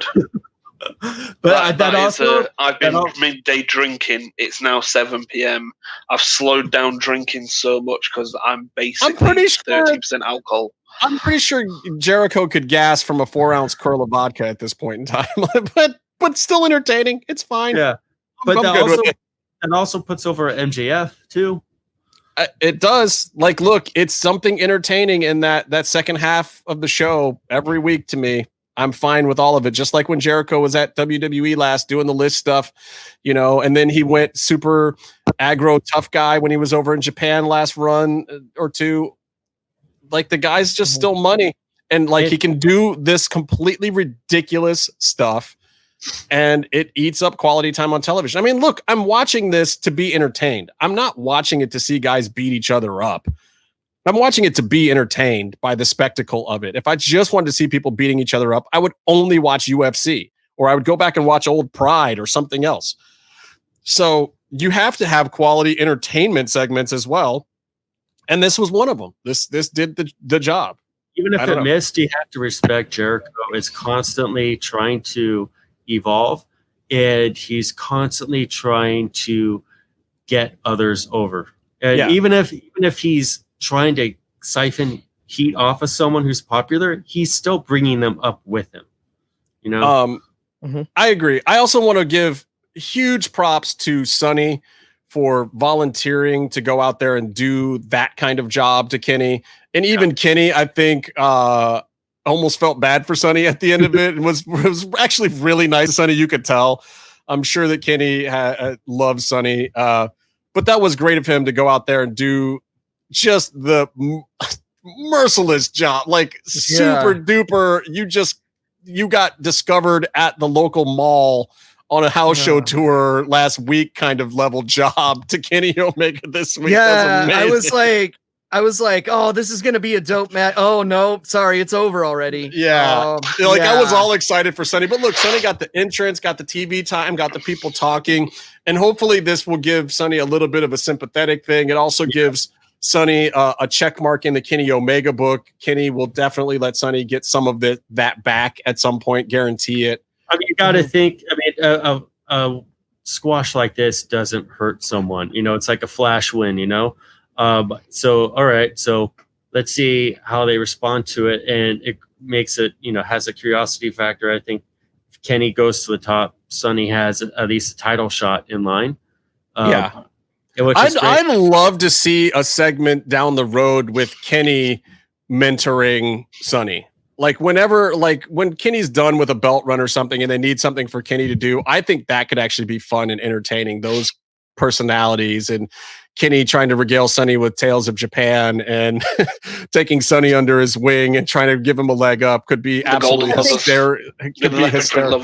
Yeah, like, I think it's a ways away. I think so too. Yeah. We got like a year away at least. We got to let heel Kenny run its course a little bit, which it might not. People might love heel Kenny so much that it just keeps going. That could be fine too. I also wonder if Sonny did the choreograph on the cleaner entrance. Maybe. I mean, I would think so, and I think that's pretty cool. I think Sonny in general in the universe and sphere of Kenny Omega is just a good fit all around in a lot of ways. Sonny's badass, and Sonny has showed that he can keep up. He can throw elbows for the best of them. All right, we'll be right. What I was hoping to see in that match. Yeah, really. Maybe next time. Yeah, we'll be right back. We'll catch up on a little bit of WWE stuff and talk to you right after this. If you're listening to this and you haven't visited luchacentral.com, it's time to do it. LuchaCentral.com is the online home for Lucha Libre, where you can get all of the top news in English and in Spanish. Find the best curated video content and original content not seen anywhere else. Find when Lucha Libre events would be happening in your area. Find photo galleries from top photographers covering Lucha Libre around the world. From weekly polls to annual awards. Seen and read by top executives in all of the major Lucha Libre promotions across the globe. And on top of that, it's free. LuchaCentral.com, your centralized place for all things Lucha Libre. Look, you guys definitely have to check out LuchaCentral.com. A lot of great stuff over there. Also, go back and watch Expo Lucha. If you're watching this show right now and you care this much about wrestling and you haven't watched Expo Lucha yet, there's something wrong with you. So if you're one of the listeners that's watching this, and if you already heard the Conan interview on the show, when you get to that part, I'll even say skip it. Watch all the other stuff on Expo Lucha. There's great stuff. Okay, just watch it again. It's that good. I've watched it 4 times. Not even to see myself, just to hear the crazy shit that Conan has to say. That dude's awesome. I've also listened to. I keep on thinking Byron's going to start picking names out of that bucket and announcing winners. That trough. That's not a bucket. That's a trough. Spin the wheel, make a deal. He's got his KFC bucket. Yeah, and then we get the shitty coal miner's glove match out of all the choices. So Meath, you messed up a little bit by not watching NXT this week. You should go back and watch it because clearly Legado del Fantasma versus Swerve and the other guys and Jake Atlas and who was the third one over there? I don't even remember. Anyway, good match. Yeah. I don't know who the other guys are in Legado del Fantasma. I can't ever remember their names. And DJZ. Yeah, DJZ. Joaquin, whatever. The guy that killed Jesse Sorensen. How about Spud's tag team? But hold on, I'll get to Spud. What about Spuds McKenzie? Look, Legado del Fantasma looked great in that match. Show Spuds go. They were really crisp. The moves were great. The storytelling was great. Swerve is money. This is finally the Swerve that I like. I love that they're not relegating this to 205 Live or someplace else. And I love that, right when they started the match, the announcers were even saying, yeah, it's been all over the internet that this is going to be the match to watch this week. And they weren't wrong. I don't know why it was buried in the middle of the show and not the headliner. It was the best match on the show, clearly. It was really, really good stuff. I liked it. Ember Moon. I don't know if you watched or not, Byron, but Ember Moon, the real Ember Moon is back now. It was a good match. It was a good match. Yeah, that was so much better than the previous 2 weeks. Like there is such thing as ring rust. Ember Moon was way better. That's good to hear, dude. That's good to hear. When I said that one 60-star Pentagon match was okay, if you just you didn't pay attention to 40% of it, that's almost like a global rule. Like I didn't pay attention to the last 2 weeks of Ember Moon. I saw her this past week. I'm happy with what she does. Good. I appreciate that because I know you like her and I know you're a fan, and now you can stay one, because if it had kept going the way it was going, I was going to write angry letters and start a petition to get her out of wrestling forever, because it was so bad when she came back. It was bad. She seems like such a genuinely nice person. She is, but she was not ready to be back on TV that week. She was not there. That might have been it. She might have been rushed back because she's a strong character on the show. But she couldn't walk for like 9 months last year. Yeah, maybe she just had to get in there and shake it off, but she did, and it's good that they put her back here instead of on one of the other shows. Let her have some time in NXT and work out the kinks and get back in the mix. I'm a little concerned. Did she change her finisher now so that she's not doing leg drops off the top rope during the match, basically to do that stunner, or is she still doing it? She did it once. Yeah. This is what I think she's had this submission before, but I don't know if this was a jobber finish or if she's. But she did that move last week in the tag or whatever, right? Or no? Yeah, she did that. She has done that move since she's been back. So I don't know if she's going to keep it as her main finisher or not. They are clearly reworking the character. They're reworking the look a little bit. Mm-hmm. And look, if they want to protect her, they should consider reworking the moveset a little bit. She likes to do these hyperactive kind of big finishes towards the end, like a lot of NXT performers, and maybe they should scale back on that a little bit now. Yeah, she does enough of a wacky submission thing that they could make that more of her moveset. Yeah. Mm-hmm. It always scares me about ass bone with that move, that stunner. Yeah, she's got a little bit of protection. She's got some protection in that. Oh, she's got some protection, but you know what I mean. For those listening, who are listening and not looking, that's Justin making that comment about a female wrestler's butt. Yeah, well, yeah, I'm not gonna lie. I'll say it to her face or wherever she wants me to say. There's a reason you like Evil Ace, Byron, so let's just be honest. Come on. What do you mean wherever she wants you to say it to? She gonna have you talk directly into her butthole? if she did, would I say no? By the way, speaking of Meef's comment, it's a manscape, not a moonscape. Speaking of Meef's comment, Evil Ace posted a GIF or whatever to Instagram to you that it's just her turning around and walking. Did you enjoy it? I'll have to go on IG and check that out. I gave it a like. Hey, look, I bet you did. A lick. I'm just saying, look, I'm still a heterosexual male. There's just no two ways about it. That's just not going to change. Well, wrestling, we have some decorum. Jesus. I have some decorum, but let's be honest as well. We do point out penises quite a lot and males. Oh God. But yeah, so we're fair, if anything.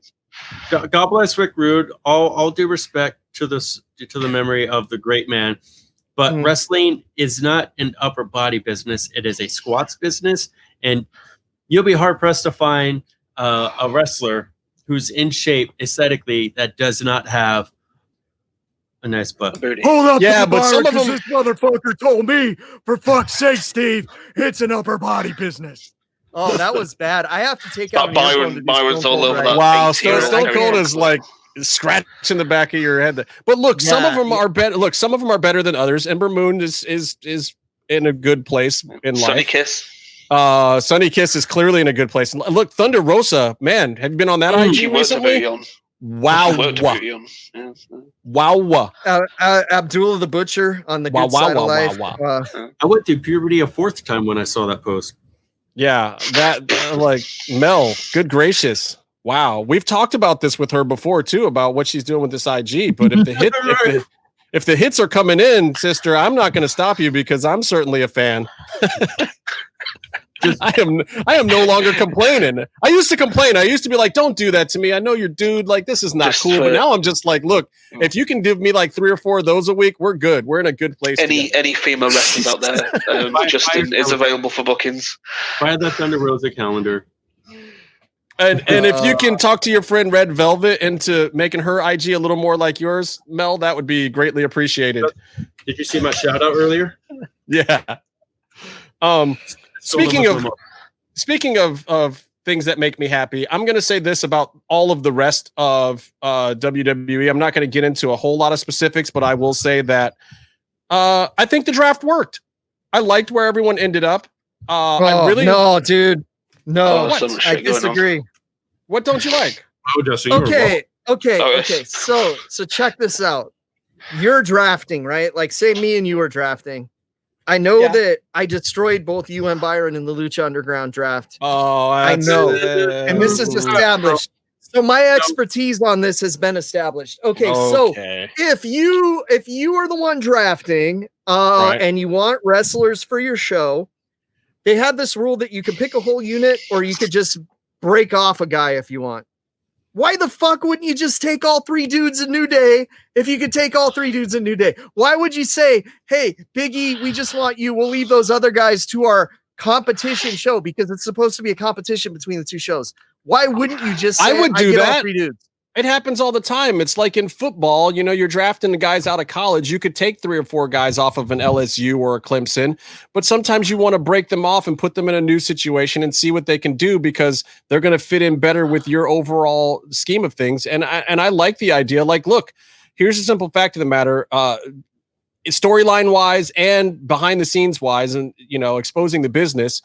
If Big E is ever going to have a shot to be anything, it's now, and he's got to do it solo. Yeah. And, even storyline wise, I think that can be the storyline of like, hey, brother, we broke you off from your dudes because now's your chance. And they can even play into that as they don't push him. They can keep playing up that storyline of like, bro, this is your shot. How come you're blowing it kind of stuff.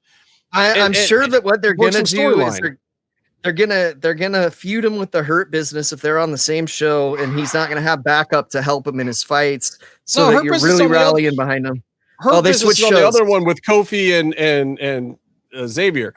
So now they got to do it the other way around then and have them with less backup. But that works. Look, for Raw, one of the best things on Raw has been black guys feuding with each other over there. That's working great. Hurt Business is great. They tried to Titus tried to get in this week and was denied, and that segment was actually hilarious. Then, the Fiend and Retribution against the Hurt Business is also totally working.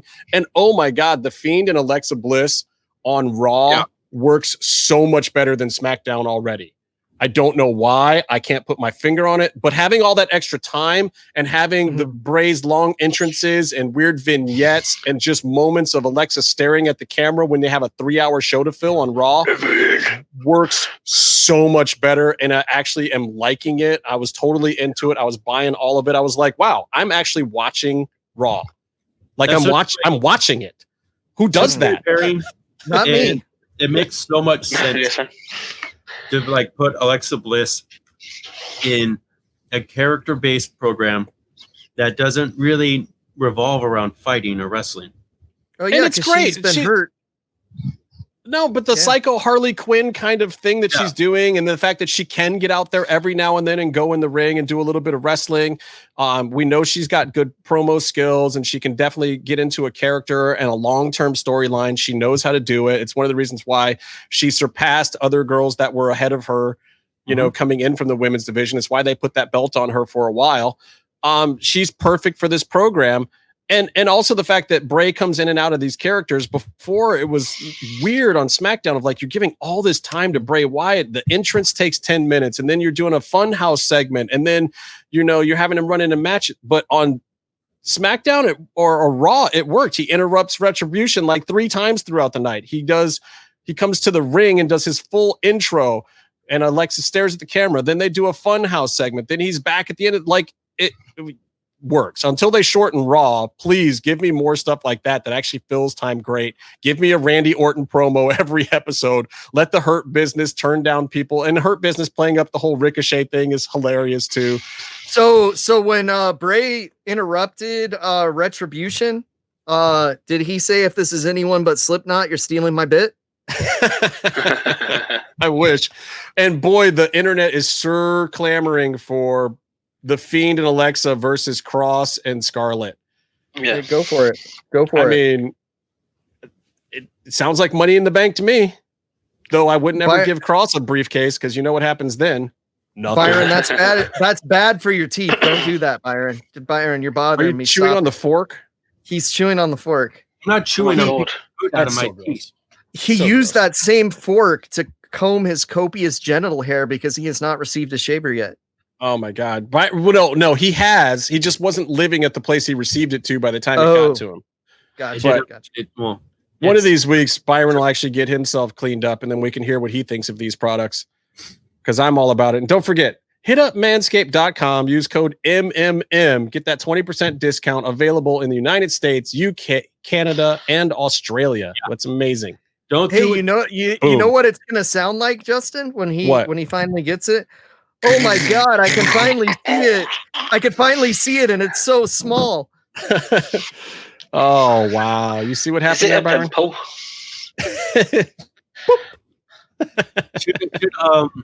That was first orgasm. Yeah, I think your best spot. Should we Twitch stream shaving our assholes with the Manscaped logo? I thought about doing it. That is very against Twitch rules. Twitch has very strict rules against that. Wait, can we do that on this show? Can we do it on YouTube? I think YouTube probably has a no. Can I blur? Can I just show everyone how these things work and blur it? No. Justin, we've got to do it on OnlyFans so we can make money out of it. Okay. I think we do. That might be so. Be sure to follow the Delicious Daddy. $20 a pop. We'll see. That might be an option. I'm not afraid. I can do those things. I don't know. We'll see. I'll do anything for money. I got to go watch this Khabib thing because I still haven't seen it. You guys should go watch some wrestling or do whatever it is you do. Balls. Maybe shave some balls. Shave your balls. You people out there should go watch Expo Lucha if you haven't seen it, and go to manscaped.com. And Byron, you should just get a life or something. Yeah, dude, because you know what? We all dress up for Halloween, right? And this Halloween's a little weird. So why not go to manscaped.com and use code MMM for 20% off and free shipping, so that you can maybe, pretend that your stuff's a naked mole rat or something for Halloween. You gotta think. Or maybe Michael, maybe it's supposed to be Michael Berryman from The Hills Have Eyes. Like, you leave a little piece for the shoulder pads. Yeah. When you get that little tingle, when you've got the toner on and you get the tingle, it's almost like a ghost has passed through your balls. Yes. Oh, and don't forget to rate, like, subscribe, leave comments, do fun things for us. We try to interact as much as we possibly can. We love you guys. You guys love us. Hey, Byron, hit my tagline.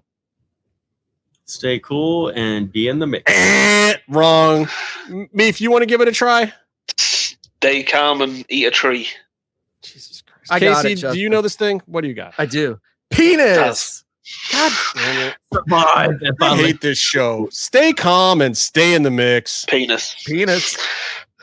Stay in the penis. All right, I'm going to go cook dinner for real because I'm starving. Okay, have a good dinner, Justin. Later, gentlemen. See ya.